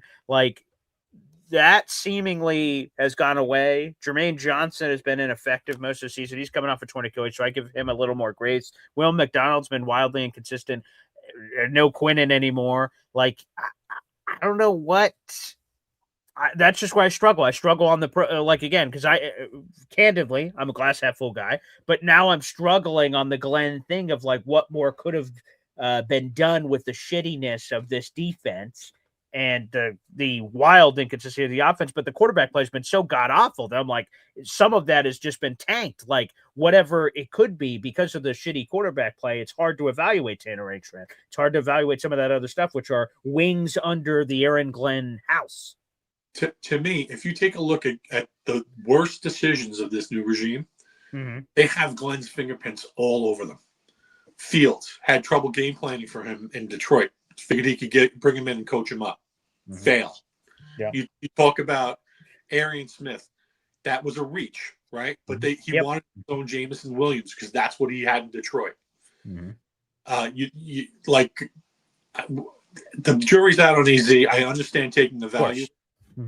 But we know that his fingerprints are all over that pick. That's probably going to end up being a good pick. Probably. But that's his influence, right? I think that we have a good personnel guy. I think we have a good negotiator in Muji. I think he's smart. But I don't know about Glenn, and I have no faith it's going to get any better, and we can't trust the future of this franchise over the next 2 years to a guy who doesn't know what he's doing. It's that easy for me. I appreciate your time, Boy Green. Fair enough, Kyle. Thank you for the call. Again, I prefaced that I think we're going to get some passionate calls here on the program, and I thoroughly enjoy the passionate calls that we are set to have here. We have 500 people in the room. Like the video, hit subscribe. My position is this. I'm not ready to fire Aaron Glenn. Certainly not for anyone, which was essentially my father's point in the super chat we got from NC Green, that the unknown of whoever that person is to replace Aaron Glenn. Again, that just, for me, I would want, I'd want to know a name. Someone says a name and I'm like, you know what? Let's do it. And also, for the mistakes of Aaron Glenn, fine. We can point at a couple of things that were mentioned by Kyle. But Arian Smith, he's a random 4th-round pick. If his worst thing is reaching on the 4th round, then so be it. Armand Membu looks like a superstar. Let's go back to the previous regime, right? Of their first decisions, right? I guess that doesn't really count for them, but a previous regime's decision, right? It took Mekhi Becton. He was awful, and then that set the tone for all this shit. This first pick of this regime, Armand Membu looks like a superstar at right tackle. Phenomenal. Great. Mason Taylor, I don't want to call him a superstar or anything of that nature. He looks okay, which okay is fine with me. That's very nice. Hopefully more upside to come. A lot of injuries. This neck thing is a little scary. So we'll see on that. But there's been some solid draft picks or really good draft picks with Armand Membu. There's been savvy trades. That feather of the cap goes both in Glenn's pocket and Muji's pocket. I mean, I'm sure Philly Doodles is one of these many callers calling. He's going to pull out the whiteboard and say, let me talk to you, Paul. Let me talk to you, Paul. Let me talk to you here. Here's some pros, okay? Okay, here's a Venn diagram. Here's where it kisses, right here. Okay, and you see this, Paul? This credit goes to AG, and this credit is Muji, part of the equation. Paul, you follow me here? You follow me here? Do we have the camera on me, Paul? Whiteboard, Paul? So I'm sure we're going to get that in a few minutes. It's a quick preview. Just preview. But, when I look at Glenn, there is a lot of bad. We're 3-13. The Jets are projected to lose in Week 18. They'd be the third team in Jet franchise history to lose 14 games or more in a season. That's not good. That's not good. But there's been some stuff that's somewhat encouraging, maybe a little, possibly. All right, anywho, let's get back to the phone lines. We have, let me see, 1, 2, 3, 4, 5, 6, 7, 8 callers. Oh, my. We'll get to all you guys. Hang on tight, baby, here on the program. All right, up next, Ricky New York Live. Hey, what's happening, Paul? And I am not on the fire AG train. Okay. Not at all. And there's a few reasons that go into that. I don't really like him calling out the effort yesterday, although it was true for some people. There were some guys, dude, like Malachi Moore was playing his ass off yesterday, and who, by the way, is a Glenn and Muji draft pick. And the percentage of guys from that draft that are starting now, you could say that draft, the one draft they do have under their belt went well. The other thing is people are like, oh, do you trust Glenn and Muji with all these draft picks and capital? Dude, if it wasn't for Glenn and Muji, there wouldn't be all those draft picks and all that capital. It's because of the way they set us up for that. So now that's all off the field. Like going on the field, yes, we missed on Arian Smith. Nobody had Arian Smith rated that high. Apparently only the Jets. Oh, but wait, there was one other person that thought of Arian Smith that highly. John Gruden, same guy that you idiots are clamoring to have be our coach. And let me tell you something. I live in Tampa. Let me tell you the truth about the mirage that is John Gruden. John Gruden came in here, managed to put together a functional offense with a great defense that Tony Dungy built. If he had not played his former team that was still running his offense in that Super Bowl where he knew what those play calls were going to be, like he may not have won that game. He probably wouldn't be a Super Bowl winning coach, period. After that, what happened? He disassembled the roster, made his way out of Tampa Bay, got a shot with the Raiders, stunk there. As far as Pop saying we should get Bill Belichick, oh my God, that is like got to be all-time worst take. The only way Bill Belichick would do jack shit is if he was bringing Tom Brady with him. We've seen that. That is an absolute fact. Additionally, with these ideas of John Gruden, like you said, back when they won that Super Bowl, they were running next to no shotgun at all. The whole reason that, McCarthy probably didn't end up here before is because we talked about this when we were bringing Aaron Rodgers here. That Mike McCarthy offense, like the league has moved on from that. The league has evolved since then. Like, you can't say, this guy was hot shit 23 years ago. He kicked everybody's ass. Well, dude, that was 23 years ago. The modern NFL, those schemes are not going to work, period. I do think we need to give Glenn more of a chance. And listen, I do understand that these last couple of games have turned into absolute blowouts, and which makes it look like it's getting worse. However, dude, we're missing 2 out of 3 starting corners and our best pass rusher. We were already missing our number 1 receiver. Like the injuries are mounting, and it is not doing Glenn any favors. But you can't like try to pick on him about one thing and then not take the depleted roster into consideration. Like, you have to put some perspective on that. And you know what? Like, if we're sitting here, this time next year and we're a 4-win team or something, then I might go along with this. But at this point, absolutely not. And I do think we need to get more, of Aaron Glenn's type players. And I mean, listen, in the beginning, yes, he made some bad calls with the roster. Okay. I guess he thought that he had talked to Quinnen and changed Quinnen's mindset. Obviously, that wasn't true. He was phoning it in. He was not giving us our effort. I know we got rid of 2 All-Pros, but dude, 2 All-Pros we weren't winning with. Like, what's the difference? Like, I'm telling you what, after we got Mitchell and 2 firsts for Sauce, and I watched his first game in Indy where he fell on his face twice, including giving up the game winner, I didn't miss his ass. I'm sorry. I didn't. And the thing is, too, is, you could say, oh, well, we could have kept Aaron Rodgers. Dude, Aaron Rodgers was 3-10 after, 14 weeks with the Jets as well. The difference is he won a couple of games early, so it wasn't an 0-7 start. If we had kept Rodgers, he probably would have checked out of enough running plays to prevent Brees from getting his 1,000, and then thrown us under the bus when things went wrong, as they have.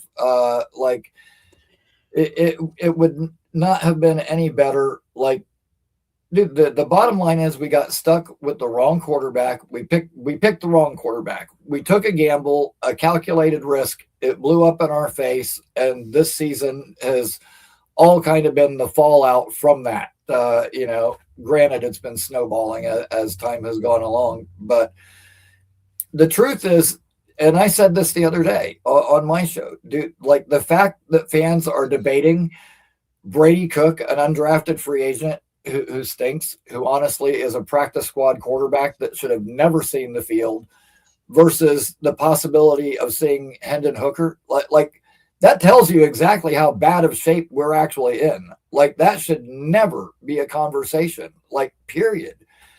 And so, I mean, again, it all comes down to the quarterback. And I'll say this about the Wilks hire. I think it was a mistake to try to kind of blend Wilks and Glenn's system together. Like, this isn't the time to experiment. Go with something that is proven one way or the other. And I understand the idea behind bringing Wilks in because he was a former head coach, and there were a lot of those responsibilities that Glenn could lean on him for. However, and I'll say this for Glenn, like, he's definitely loyal to his people, but he's stuck with Fields for too long. Now, had Tyrod been healthy, we probably would have seen him in Cincinnati, and who knows, maybe things would have been different. But again, that's a very, very temporary fix. Like, we know Tyrod's not going to stay healthy. But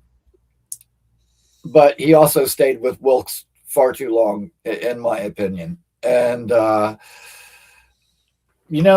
hope they can make some of these changes. I hope that moving forward, our only change on defense isn't just the guy calling the plays. I hope there's a schematic change. I mean, it's obviously too late in the season to blow up the whole thing right now.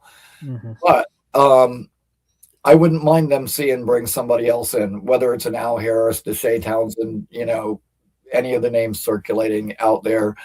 And I would like to see a more experienced person come in to help work with whatever young quarterback we end up with. If it's a Brian DeBoll, whoever, Kubiak, whoever, somebody to work with the young quarterback. But that being said, like, I think that once we go through another, full free agency where we got some good money to spend and we're not bargain bin shopping, and we've got a draft where we can, resupply this roster with guys that fit. Because I'll tell you what, whether it was Michael Carter, who was never the same after injury, we brought in Brownlee. He was an Aaron Glenn type guy, and he helped this defense. Dude, Brownlee and Thomas being out and now McDonald too, that's a big deal. Like, I don't know why people didn't expect things to look even worse these last couple of games. I mean, most teams aren't going to lose 2 out of 3 corners and their best pass rusher and, go out there and compete. That's just not reality. But I think after another draft and free agency, when we bring more Aaron Glenn type guys into this building, I do think it will turn around. And I'm not willing to give up, at all yet. And yes, we could probably get somebody else to come in here and be the head coach, because head coaches make a shitload of money. But are you going to get a guy that's only here because of the bag? And when things start going wrong, he's going to phone it in as quick as some of these players do. Dude, like Aaron Glenn, say what you want about him, but he's invested. Like, this shit means something to him. It's personal to him. And I think because of that, has it been perfect? No, there have been some mistakes. It took a while for the penalties to get down, but they have gotten down. I do believe that there's, accountability and a culture being built. But people are all like, oh, he said he was going to build this foundation. Look, we suck. Dude, you're expecting the whole house. Like it's called the foundation for a reason. Right now it's the dirty work that's not pretty. And, there's only so much you can do in this situation. I would dare you to give me Sean McVay, Shanahan, whoever. If all he's got is Brady Cook, patchwork receivers, a defense that stinks, that's missing, starters at every level practically, I venture to say that they wouldn't be lighting the world on fire either. So, is what it is, man. It sucks. Watching these games, especially the last couple of weeks, have been absolutely awful. And even though, I know this is a lost season, it doesn't make it any easier to take. That sucks.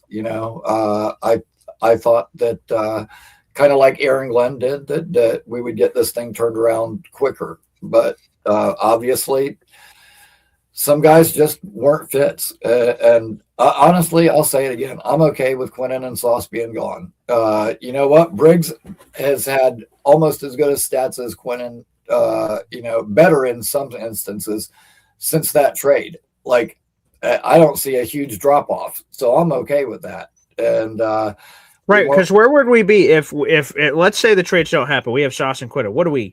5-11 with Sauce and Quinnen, and then none of the picks, and then none of the discovery to the same level of the Jawan Briggs and the Azaria Thomases or whoever it would have been. I don't know, man. I think it would have maybe had a 2-win difference, and we'd be in a worse position of not knowing how the hell we're going to get a quarterback without assets. Exactly. So I don't know. I don't look back and go, oh damn, it would have been this.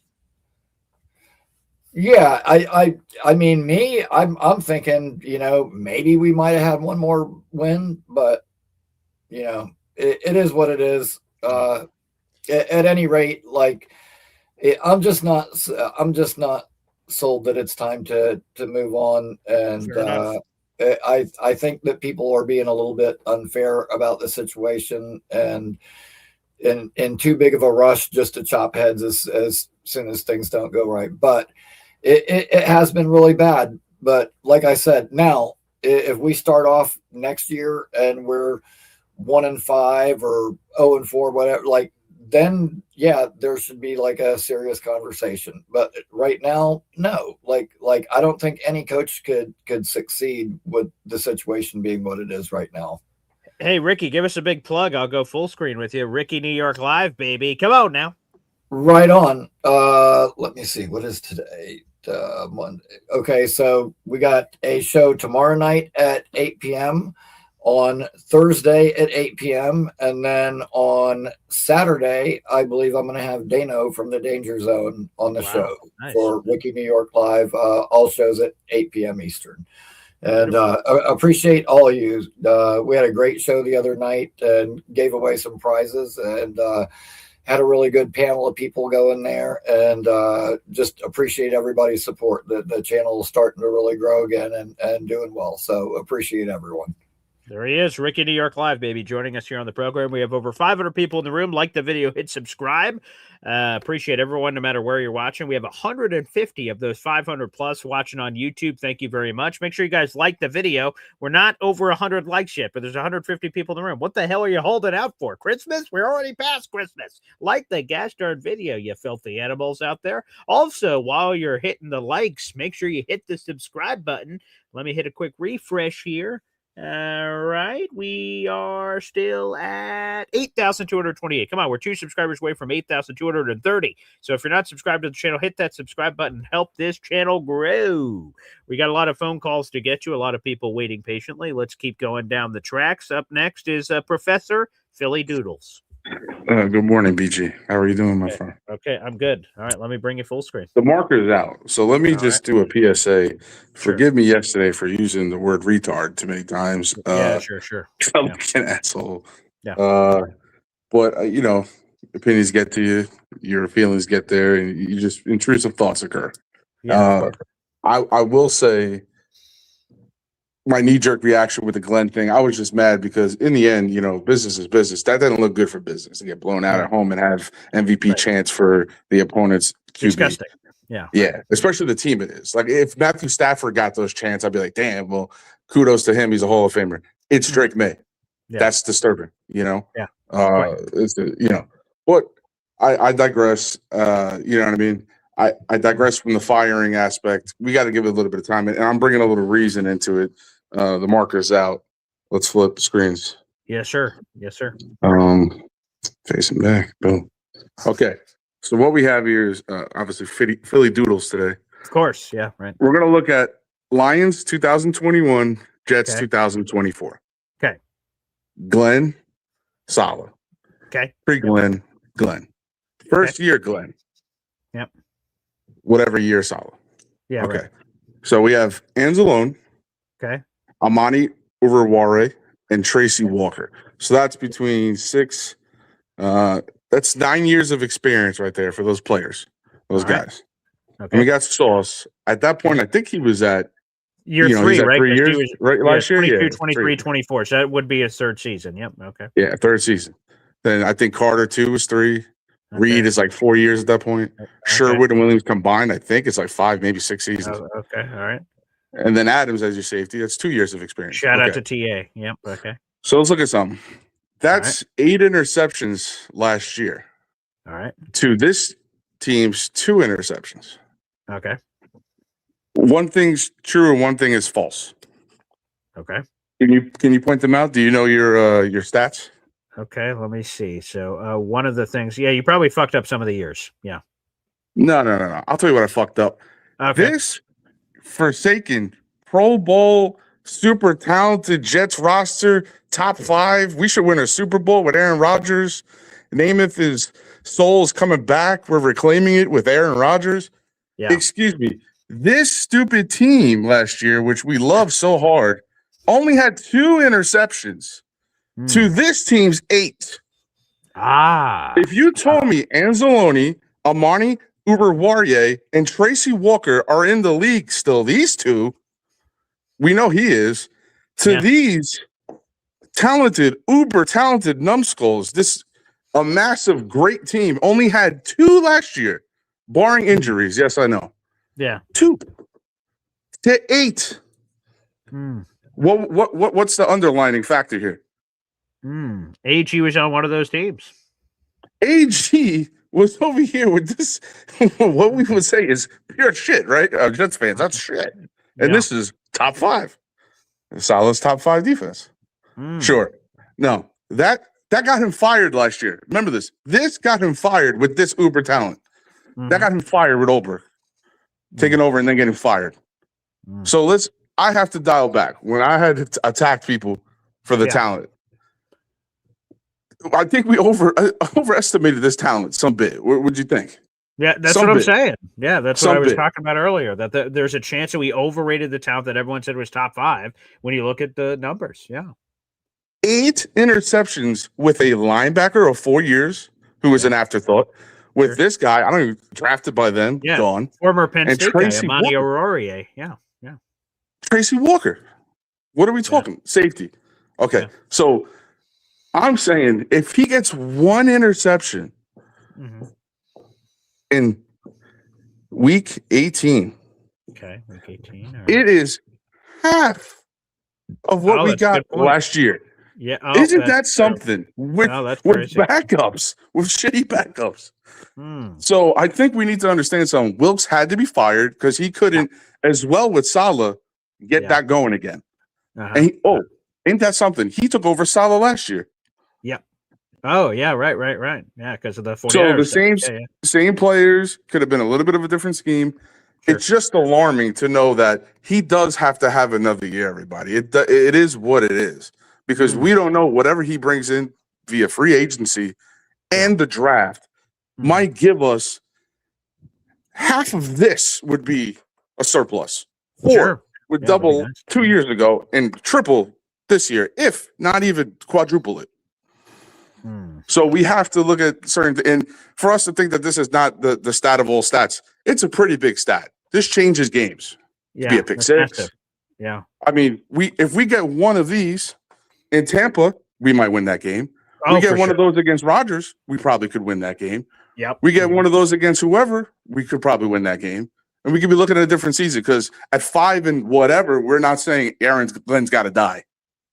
That's probably true. No. Right? Yeah. We can say that. At 5 wins, we're not saying he's got to die. Because that's We're the not same saying waters we've been swimming in the last couple of years. It's been 5 wins like every year. So I'm saying. So we do have to take it with a giant grain of salt. And I'm not saying that the guy and his system and their thoughts of Justin Fields was bad. It was terrible. But it was a calculated risk. That's what I was talking about last week. It's a calculated risk. You're saying to yourself, if this tanks and if it fails, we're going to do what they had the button to press. They pressed the button. They ejected. And it's not like Woody didn't know they would eject. They probably told him, hey, Justin, look what Woody said midseason. Well, when you got something like that as a quarterback, what do you want to do? What do you want them to do, bro? That's a good point. I'm going to keep hugging him. Yeah, right. Because do you know how many times people had to hug Woody? Probably as the owner. He probably gave him a few hugs. But like, hey, the owners' meetings. That's where he gets his hugs, at the owners' meetings. Hey, come over here, buddy. We know you're rich as hell, but these are rich hugs. You know what I mean? These are rich hugs. You know what I mean? These are rich hugs. We get it. This is prideful, maybe. We're all rich. It don't matter. But I don't know. I mean, I think he has to take some shots here on the draft. You have to get a linebacker. You have to, and that's another thing. Yeah. All these players, the problem really being they may not have been cerebral enough. You come over here and you get a 4-year Alex Anzalone who was playing with him in New Orleans. Yeah. He figured it out there. It's a cerebral thing at some point. Yeah. Cerebrally, I don't think Sherwood can comprehend enough. He didn't have an interception last year. Right. Anzalone had one that year, and then he had another one the next year, and I think he had one this year. Like it's things like that. It's like the little things. It's in the war room. We don't, you know what I mean? When you look at a free agency, again, they even took minor swings, right? 1-year contract here, 1-year contract there. Yep. Everything was in totality. There was a safe net just in case it failed. And we have to understand that's what happened. And from a franchise that just won 5 games last year, how can we be that upset? We netted 2 less. Like, oh, Jesus Christ, bro. I know they looked ugly, but it doesn't matter. We netted 2 less. How ugly was it when we missed on field goals and they never corrected that? Yeah. You know, like we have to, everything's with a giant grain of salt. So I'll step back some of the shit I've said yesterday. Okay. But not all of it. You know, if you're telling me that last night's performance by Caleb Williams and Brock Purdy was shit, you're a retard. Excuse my language. I did it again. Yeah. I did it again. Yeah, I don't get all the people that were saying Caleb Williams sucks. I was like, what the? Yeah, I don't. Yeah, that I didn't vibe with. And you know what I mean? Yeah.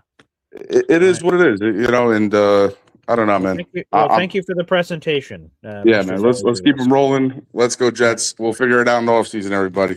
There he is, Philly Doodles, joining us here on the program. Wow. All right. That was a colorful presentation. Very colorful presentation. I respect it. I appreciate it. Make sure you guys like the video. Let's keep this train rolling. Wow. Philly Doodles here on the program. Very nice. All right. Up next here on the train, Troy Sturgis. What's up, Hey, Troy? BT, how you doing? Excellent, man. Hey, shout out to Philly Noodle for bringing out the Madden-esque Yeah, that was nice. board work there. Yeah. Anyway, couple things. Mhm. I believe that Aaron Glenn and Woody and Muji, I'm sure they all got together probably about 4 weeks into the season and discussed, saying we're going to have to do a 180 on this and do a total rebuild. And I believe that Woody was in the conversation and saying, do what you got to do. And I believe that Aaron Glenn's probably going to get, I don't believe he's going to be on that Monday squad of firings. Yeah, I don't think so. I think now, if we go through all the free agencies and the draft, I believe that we will see the next year, and I think Aaron Glenn will see a full next year as well. Now, if next year ends up like this year, he will be. I think there will be a calling for his head, and I think Woody would be the one to say, "Hey, we're done." But then again, I mean, you should have a quarterback in the works from this year's draft, hopefully. And I believe it'll be a much better process to come into as far as other potential coaches to come in and look at. To me, like I said, I just haven't heard, and I see some new names getting thrown into the chat. I've not seen a name that makes me say, "Oh, I definitely want to fire AG for that guy." No one's thrown a name that titillates me enough, and at this point, I just don't see it happening on Black Monday. But if it happens, we'll be here. If the Jets make that stunning decision to fire Aaron Glenn on a Black Monday, we'll be back in the head coaching search for the second straight year, I guess. Yeah, and also, another thing I wanted to touch with you is free agency. What free agent really wants to come to this dumpster fire right now? I mean, really going to have to overpay, or do we not hit free agency very hard right now and then wait till the following year? I think you have to use free agency just because the Jets are going to be like top 5 in cap space with $100+ million. There's so many needs for this team. I don't think you can avoid it. But to your point, there may have to be a few overpaying situations. If it's between you and the Seahawks, as a random example, Seattle has a chance to have the number 1 overall seed. The Jets are a 3-win football team. The Jets may have to pay a tax. We hate to say that, but they may have to pay a tax to beat out a Seahawks for a random free agent or whoever that free agent is. So it might be a part of the process. Yeah. I see him picking up maybe 2 quality free agents and building with the draft, and then maybe next year go all in with free agency and enter multiple picks in the draft. That's not a bad strategy. We'll see. Like I said, we'll see if those 2 free agents, to your point, how top of market money is that with all the money they have. Again, they have a lot of needs, so they're going to have to get creative. Yeah. That's all I got. Have a good day. Thanks, Troy. Appreciate that. Yeah, some good thoughts. Free agency is not normally a way to build a team, but the gasoline that went over the New England fire, which the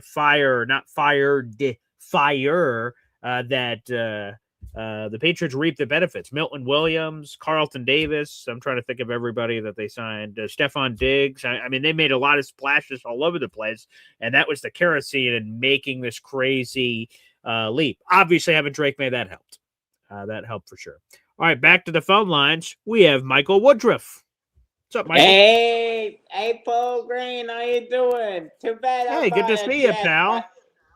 Yeah, I think the Jets could win it. Hopefully, they could win next year. I think that'd be nice. He got the hooker guy, the quarterback hooker. They used him in his last game. Yeah, why not? In the second half. Just put him in the second half to see what he could do. Yeah, I'm all for a little hooker action in Week 18. Aaron Glenn's back in. Yeah, me too. Just throw him in, Hey, you're getting a lot of fans in the audience here. Next year.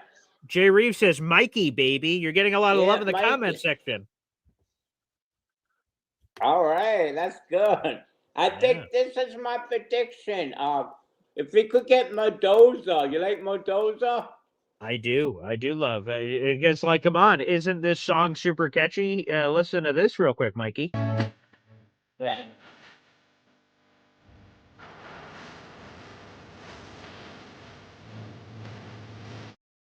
Oh, that's catchy.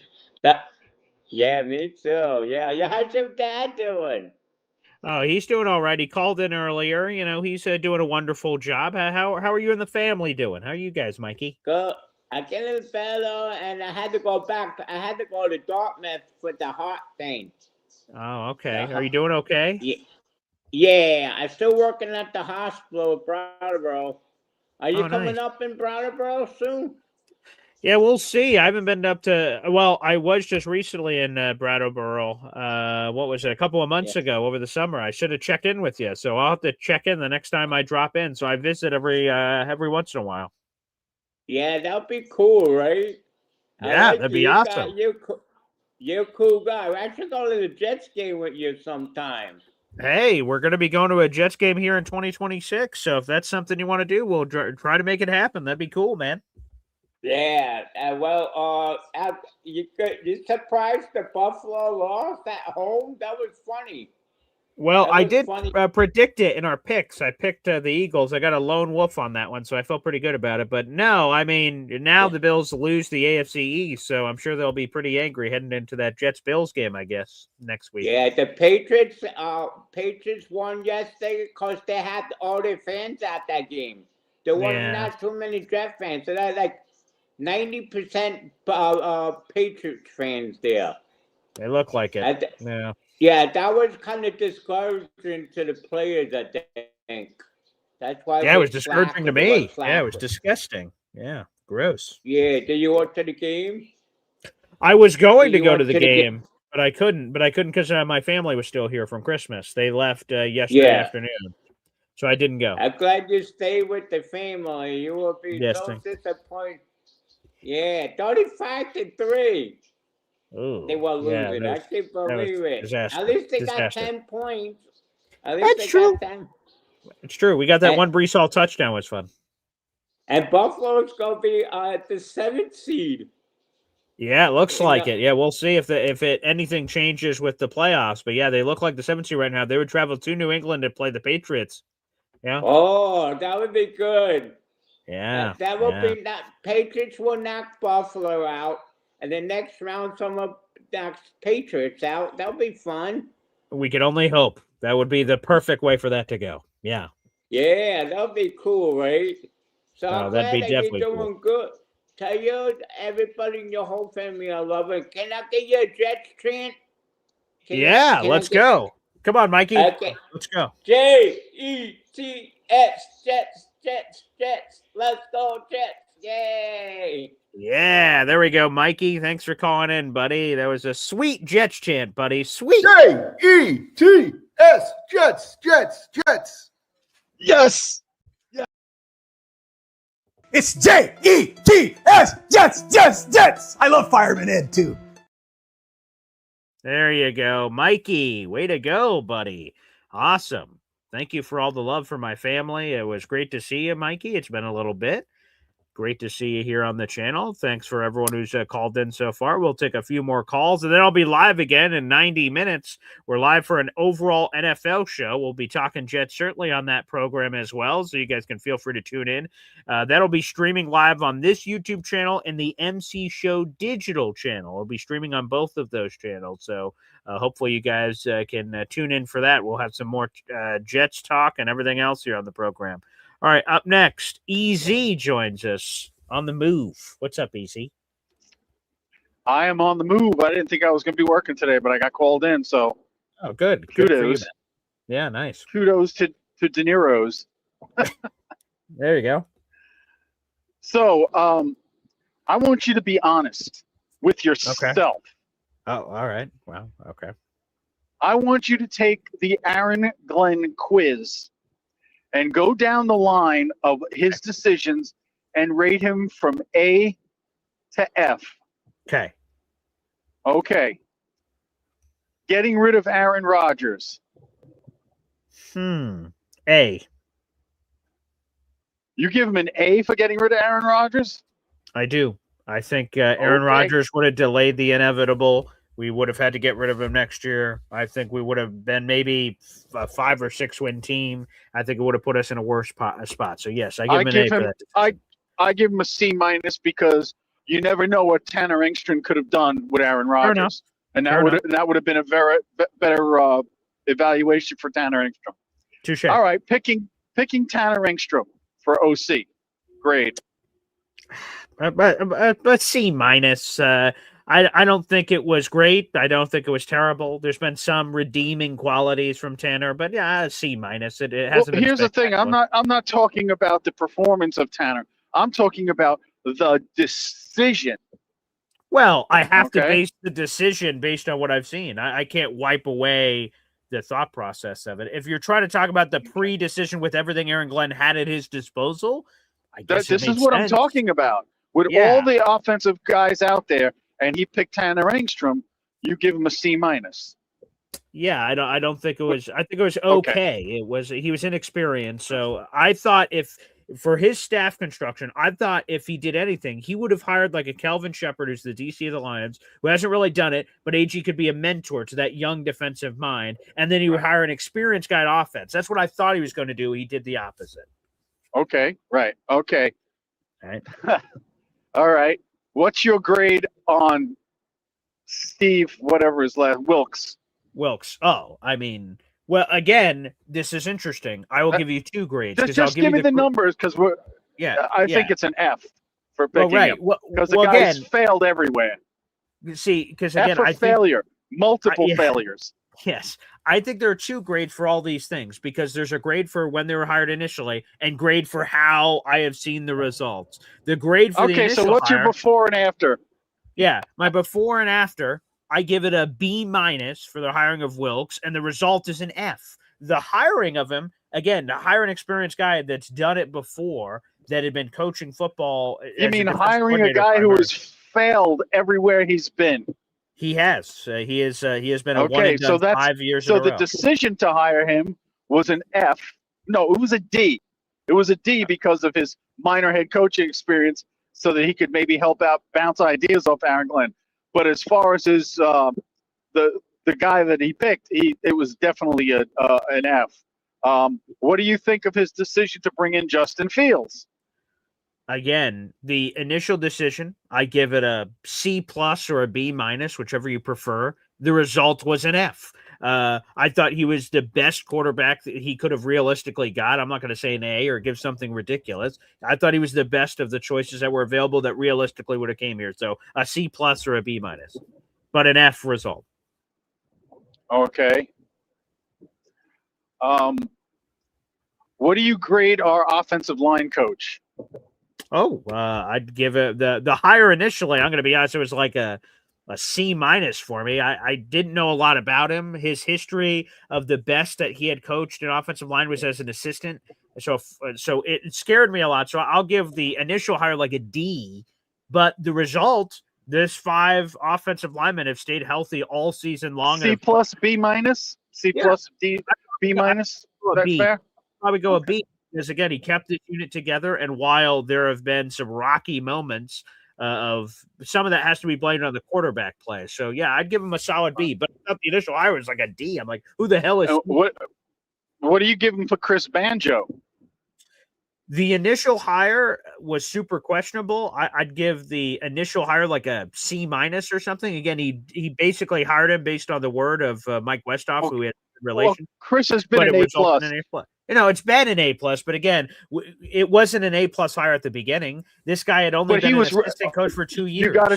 You got to take into consideration the fact that Westy said to hire this kid, he's great, and so that to me makes it an almost no-brainer hire to make it more of a B+ hire. Peyton Manning said the Adam Gase hire would be brilliant. That didn't work out. So just because someone tells you to do something doesn't mean it's going to be good. Well, I just think that there were a lot of decisions made by Aaron Glenn just on his decision making this year, I have to give him a D+, C- on his decision making. The times where he did go for it on fourth down and shouldn't, and the times that he didn't go for it in fourth down and did. He's pretty much, when he's came to that fork in the road, gone down the wrong road probably 65 to 70% of the time. And for decision making, just to clarify, this is in-game decision making? Yeah. Okay, because I think there's a separate conversation for roster decision making. So yeah, in-game decision making was awful. I mean, I leaving Justin Fields out there, just drowning in quicksand long after he should have taken him out of a game. Well, his options were terrible, but yes, he probably should have pulled it for Tyrod earlier. At the time, he still had Tyrod healthy and available. And this is where you take the kid out of the game and said, listen, kid, you're not cut. Right. Well, I mean, they give him $40 million. I want you to go. I'd say sit on the bench, look at the tablet. I'm going to put Tyrod in. Okay. Think of it as a relief pitcher. You're still our starting pitcher, but I'm putting him in relief. And there's a lot that could go into just how you handle your players and personnel. Because at that point, leaving him out there was pissing the defense off. Mm-hmm. There's a lot of nuance to being a head coach. It's called reading the room. You got to read the room. And I don't give him a lot of credit for his ability to read the room. Touche. Okay. I mean, and to be honest with you, Paulie, and you, go ahead. And you know I love you, Paulie, but I think you're a bit of an Aaron Glenn truther. Okay. That's not a good thing. No, I know that was not meant as a compliment. I'm saying, okay, I'm receiving your criticism. Please expand. There were a lot of other quarterbacks out there last season in free agency that we could have brought in. A lot? Yes. I don't know. Yes. Okay, give them to me. Who are the a lot of names? Come on. Just the guy from the Eagles. What guy from the Eagles? He was a quarterback for the Eagles. Tall, reddish brown hair. Tall, reddish brown hair. What am I playing? Guess who? Who is this? I don't. Well, you know I fucking suck with names because I'm an old. I don't know. I don't know. Some guy that maybe played for the Eagles. I'm not sure. Who are you talking about? About 4 years ago. He played for the Eagles 4 years ago. What the name of everything that's holy? Well, he's bounced around a lot. Bounced around a lot. Played for the Eagles. You got me. I don't know. Look at the notes. I mean the chat. They'll tell you who I'm talking about. They are saying we have no idea what you're talking about. Carson Wentz? Yes. Wentz. Okay. What they should have done is if they were going to get Justin Fields, they should have gotten everybody else on his level. Instead of, and I love Adrian Martinez, but apparently he should have gotten all these journeyman guys that they could have grabbed up and put on the squad and let all these journeymen duke it out and see which one rose to the top. They should have never just said, hey, Justin, come on over. Yeah, here's the ball. It's your job. Here's the keys. Here's the keys to a multi-billion-dollar corporation in New York that hasn't won anything in 14 years. See what you can do. So you say that, Paul, come on, Justin Fields sucked. There was a lot of other quarterback options out there. You mentioned Carson Wentz. Here is Carson Wentz. So I'm going to put the Viking season aside, which was awful. But I'm going to put that aside because that wasn't available when they made the free agent choice. With the Kansas City Chiefs in 2024, he didn't throw a touchdown or an interception. He didn't play. In 2023 with the Rams, he threw 2 touchdowns, 1 pick. He barely played. In 2022, he had 11 touchdown passes to 9 picks. It was terrible for the Commanders. So his last 3 years were terrible. How was he an obvious upgrade over Justin Fields? I don't understand that. Because Justin Fields is markedly worse. Than Carson Wentz? Yes. Oh, boy. Okay, and who else was on your a lot of quarterback list? They are saying Easy has lost his mind. So what other? You said there was a lot of names that the Jets could have went with instead. So Carson Wentz is eliminated. I don't know the specific names, but I'm just saying what I was trying to say is get everybody out there that could have been anything and got him here. And as far as coaches, We could have hired all these other guys like Flores and just anybody. There were a lot of guys out there that we could have done.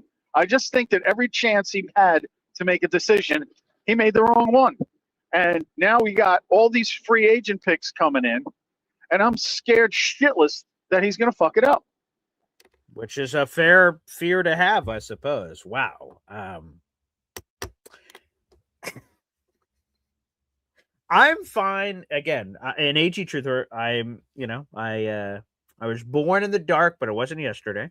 So I understand that being accused of being an AG truther is not a compliment. I'm aware of that fun fact. But if we want to point things out, I'm just going to ask follow-up questions. There was a lot of quarterbacks that could have been better than Justin Fields. Okay, like who? Well, I don't have the list available. Well, then what are we doing here?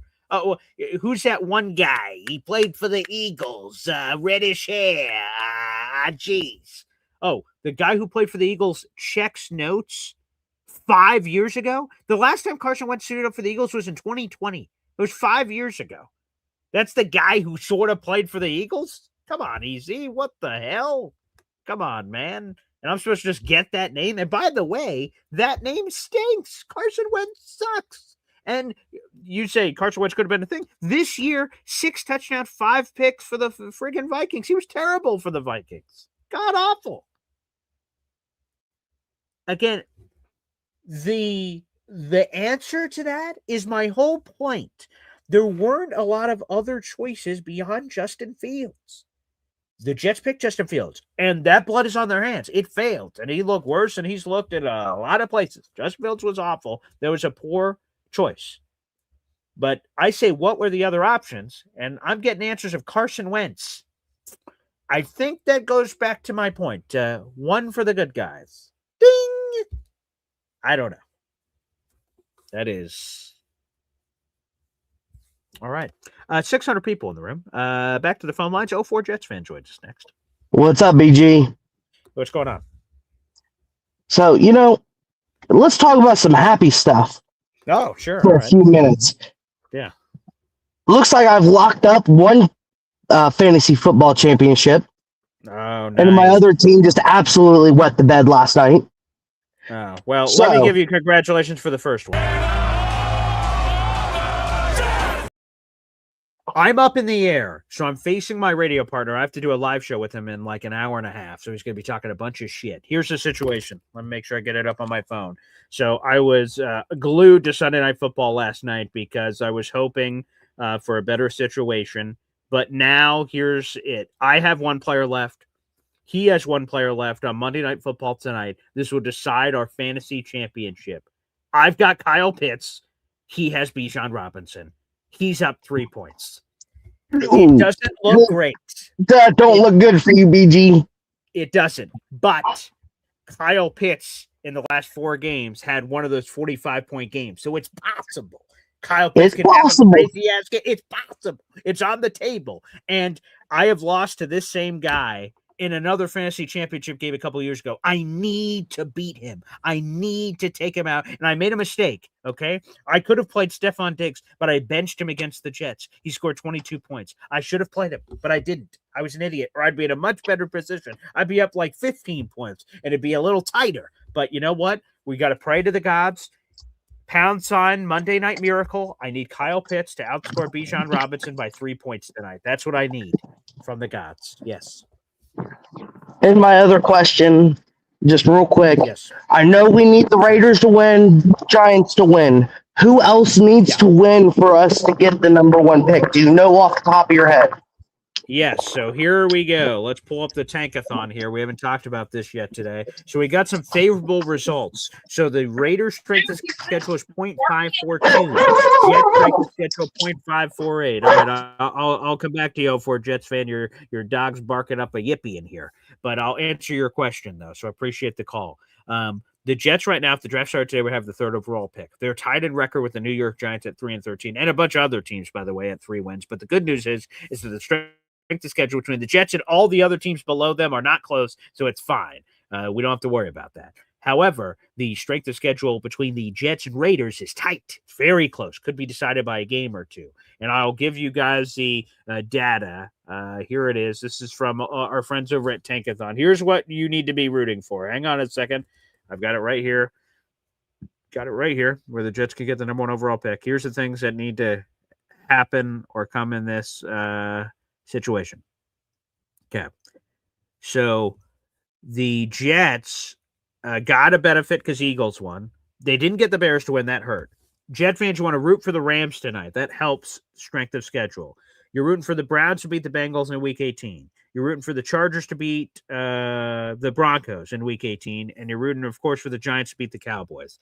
That is the path. You want the Jets to leapfrog the Raiders in the Tankathon action. Okay?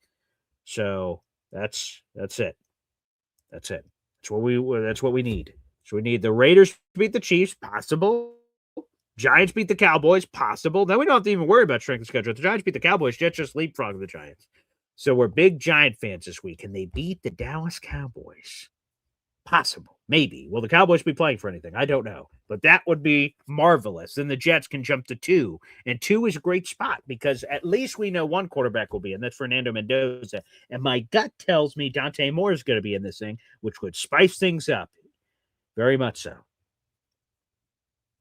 Coochie saying no one gives an F about my fantasy team. I know, but I'm very in the feels about it. Very in the feels about it. Not looking good at all. No, not look good at all. Okay. Let's go to a super chat just coming in here. Appreciate it. Here we go. Every time we get a super chat, we hear from my daughter, Zariah Luna. Wow. Joe the Jet G 6550, a $5 super chat. Hey, Paul, you're the best. This team stinks on ice. I'm going to enjoy my birthday. It does stink. But thank you for the kind words. I love doing this show. The show's a lot of fun. We're over 2 hours here on this program. We're going to have to dip here shortly. We'll have another live show coming up at 11 o'clock to talk more Jets and NFL and everything else. And that fantasy team and that fantasy matchup for those that care about that sort of thing. And congrats. It looks like, well, actually, let me not say congrats. We have a Boy Green fantasy league. Let me make sure I get this up between me and Joshua Langley. Let me see what we're up to here. Okay, so here's the sitch. It's going to come down to tonight. Okay. Grease Mode, a.k.a. Joshua Langley, and our double espresso shot fantasy league versus me. He looks like he's favored to win. Okay. He's got Bijan Robinson and Kyle Pitts tonight. I've got Kyron Williams and Matthew Stafford, and he's got a 13-point lead. So I would favor him as well on the analytics. But Kyron Williams and Matthew Stafford, we need them to go off. It's basically the Falcons versus the Rams, the actual game that's being played tonight. Interestingly, I need Kyle Pitts to go crazy in my other championship game, but in this championship game, I need him to not go crazy. But I will tell you, no offense to Joshua Langley, the league I care the most about is my Champs League Radio League. So if Kyle Pitts goes off and Joshua Langley happens to beat me, then God bless, so be it. But I need to beat my radio partner because I can't listen to all his shit talking for the rest of my life. So that's what I need for my random fantasy stuff. But Joe the Jet, you just got yourself a raffle ticket to our contest. We'll plug that here in just a second. Running out of days, folks. Running out of days here for our raffle contest here on the program. So, folks, make sure you guys stay tuned. We'll be giving that away coming up on the 1st later this week. And if you guys would like to send in your raffle tickets, you can do so by spending $3 on the channel. Joe the Jet, you are $1 away, by the way, from another raffle ticket. You don't need to spend it today. You can do it somewhere in the next couple of days. Also, I won an NFL auction last night with the Jets item. I'll wait till I get the item here, then I'll tell the story. Yeah. I'll tell the story later, but appreciate that super chat. Thank you so much for coming through. All right, let's get one more call in here to put a bow on this puppy. We got nearly 600 people in the room. Like the video, hit subscribe. Let's go to our buddy MJ here on the show. What's up, MJ? Yes, Paul. Good to talk to you. Hey, real quick. Let me give you some positivity, okay? Okay, I love positivity. Now, just logically, think about this. Okay. Okay, so we know that they were going to probably lose these games, right? So if they lose by, I mean, technically they could have lost. Now, if you think about it, they were down 35-3 in the first half. So technically that's 70-0. I mean, they could have lost 70-0, and it's still one freaking loss. Okay. Now, did people realize the team the Jets had? I mean, first of all, you have Brady Cook, possibly the third, maybe the worst starting quarterback or the top 3 worst quarterbacks starting. They're not going to score. Okay. So they're not going to score. Now, the thing is on defense, they sat all these players out. They had a preseason squad going against a playoff squad. Mm-hmm. Okay. Mm-hmm. So I know everybody says it's the way they lost, but you can't think of it that way because you know that they are playing for next season. That's why you have to give Glenn another season. You have to give him and Muji to see what they can do in the offseason, what they can do in the draft, because you can look at what the players they picked up. You can look at the draft picks they got. You can look at the moves they made, that's outside of, play on the field. That should give you some idea, some hope that they know what they're doing as far as player evaluation. Now, about Fields, I think people, okay, would you agree that Fields, his superpower was running the football? That's correct. Okay. Yes. Without you take running the way, it's like with Jalen Hurts. I'm not comparing him to Jalen Hurts, but if Jalen Hurts isn't able to run the football, he's pretty bad now, but he would be god awful if all he could do was throw. I think people underestimate the concussion that Fields had against Buffalo. Sure. I think that really changed the trajectory of his mindset, of his willingness to run. I think that made a huge impression. I think that Glenn knew that, but he couldn't do anything. Now, you have to consider that because Fields just doesn't fall off a cliff. You look at the first game against Pittsburgh, his best game. And then after that concussion, he completely changed. He was so hesitant to run. And you can't underestimate that. So my point in bringing that up is that if they get a new quarterback, if they get a really good, if they get a bridge quarterback and they get a top flight, rookie quarterback, and then they completely change the squad with some of the moves that they're going to make in the offseason and the draft, I think you have to give them a chance. Because you just can't see, so are you telling me then if they had lost, 40, let's say they lost, 36 to, 29, the yesterday, and then the next week. So if the losses were more competitive, they're still losses. Right. So, you can't have expectations that now I know that, the other thing about it is that, it's a rivalry, it's AFC East, it's a strong rivalry, the Patriots and the Jets, but you have to consider, what the aim of the Jets are right now. And their whole thing is to just move to next season. They could care less about this season. If they get destroyed by the Bills, which I don't think they will, but even if they lose 65-0, it shouldn't change because they're looking for next season. So I don't understand how people can just base this one game and now say they have to fire Glenn based on how they lost. Yeah. MJ, I appreciate the call. This would be the Jets' 5th straight loss by at least 20 points if that projected score that you said happened. There have been people calling for AG's head since the beginning because, again, to go back sort of to the beginning of all this before we put a bow on this puppy and set you up for the live show coming up in an hour, is that a lot of people didn't like the AG hire from the outset, from the get-go. They didn't like that he was a defensive guy. AG doesn't like that label. They didn't like that he was a first-year head coach. Both of those two things went against him. And a lot of Jet fans' minds, they wanted either an experienced guy or an offense guy or both. And they didn't get it. So when the Jets stunk, 0-7, 0-7, that's no Jets first-year coach had ever started 0-7 before Aaron Glenn. That went like, I knew it. It validated my opinion in the offseason. Not me. I'm speaking for those people. I knew AG would be a failure. This sucks. Get him out of here. And again, if there are things that you want to point to, because you don't think Aaron Glenn's a guy. There are things you can point to. The 0-7 record, the blowout losses at the end of the year. There's a lot of things. For me, the Jets signed into a 5-year deal. The special teams has been spectacular. There has been some levels of player development. Not as much as I would have preferred, but there has been. They tanked their position. Not maybe quite the Raiders level, but they traded 2 of their best defensive players. Their team is ravaged with injuries. Not trying to make excuses. Everyone's dealing with injuries. And they have the worst quarterback play in the NFL, Brady Cook, Tyrod Taylor, Justin Fields, and maybe Hendon Hooker's coming to week 18. I don't know who. It's been awful.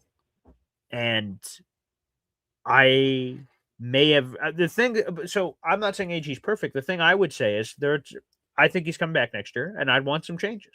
I'd want a quality defensive coordinator, obviously, as a replacement for Steve Wilks, number one.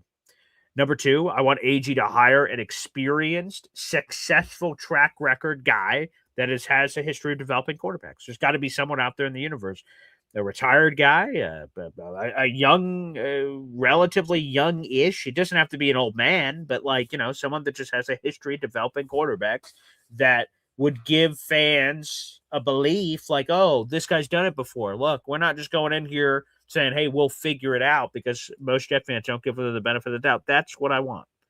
I want the Jets to hire a veteran offensive mind on the offensive side of the ball. You get someone who knows what the hell they're doing as a defensive coordinator. You get some more gosh darn talent in the room. Utilize your 11 draft picks you're set to have in the draft. Use your $100+ million in free agency to freaking flip this roster and get some friggin' more talent in here. And don't be a net negative at quarterback. And this should be a good situation for a quarterback to come into. The offensive line has the starting 5. Now we'll see. There's some free agency decisions to happen. You have Garrett Wilson. Get him a running mate, for God's sakes. Extend Breece Hall. Mason Taylor, get healthy. And let's go win some ball games. That's my take. Folks, I want to thank you guys so much for joining us here for a 2.5-hour edition of Boy Green Daily here on a Monday. I wish there were better times and not all this negativity, but hey, we will address what the addressing is. We have over 600 people in the room. 125 of those are on YouTube. On your way out, make sure you guys like the video if you're watching live. If you're watching after the fact, those likes count all the same, baby. And also make sure you hit that subscribe button here on the program. We'd appreciate it here on the channel as you try to make a chase to 10,000 subscribers. I'm trying to make a chase to 10,000 subscribers. Every subscription helps. If you're not subscribed to the channel, make sure you subscribe. Thanks, everybody, for tuning in. And also, I want to give a quick shout out. Thank you, everyone that's interacted. All the memberships gifted today: Jared B., number one Austrian Jet fan, T-Town Jet, and Super Chats from our buddy NC Green and Joe the Jet. G, all you guys, God bless, and we will see you again. I will be back on in an hour. We'll be live at 11 o'clock here on this channel and the MC Show digital channel. I'll do one more plug, and that is this. 1 second here. Here it is. That is the YouTube channel on your screen. The Man Show with Boy Green Digital. We're trying to get to 500 subscribers on that channel, and we're doing a free Jets giveaway. Here it is, folks. The official 1972 official yearbook cover, Better Times for the New York Jets. That is Joe Namath and John Riggins on the cover, a couple of Hall of Famers.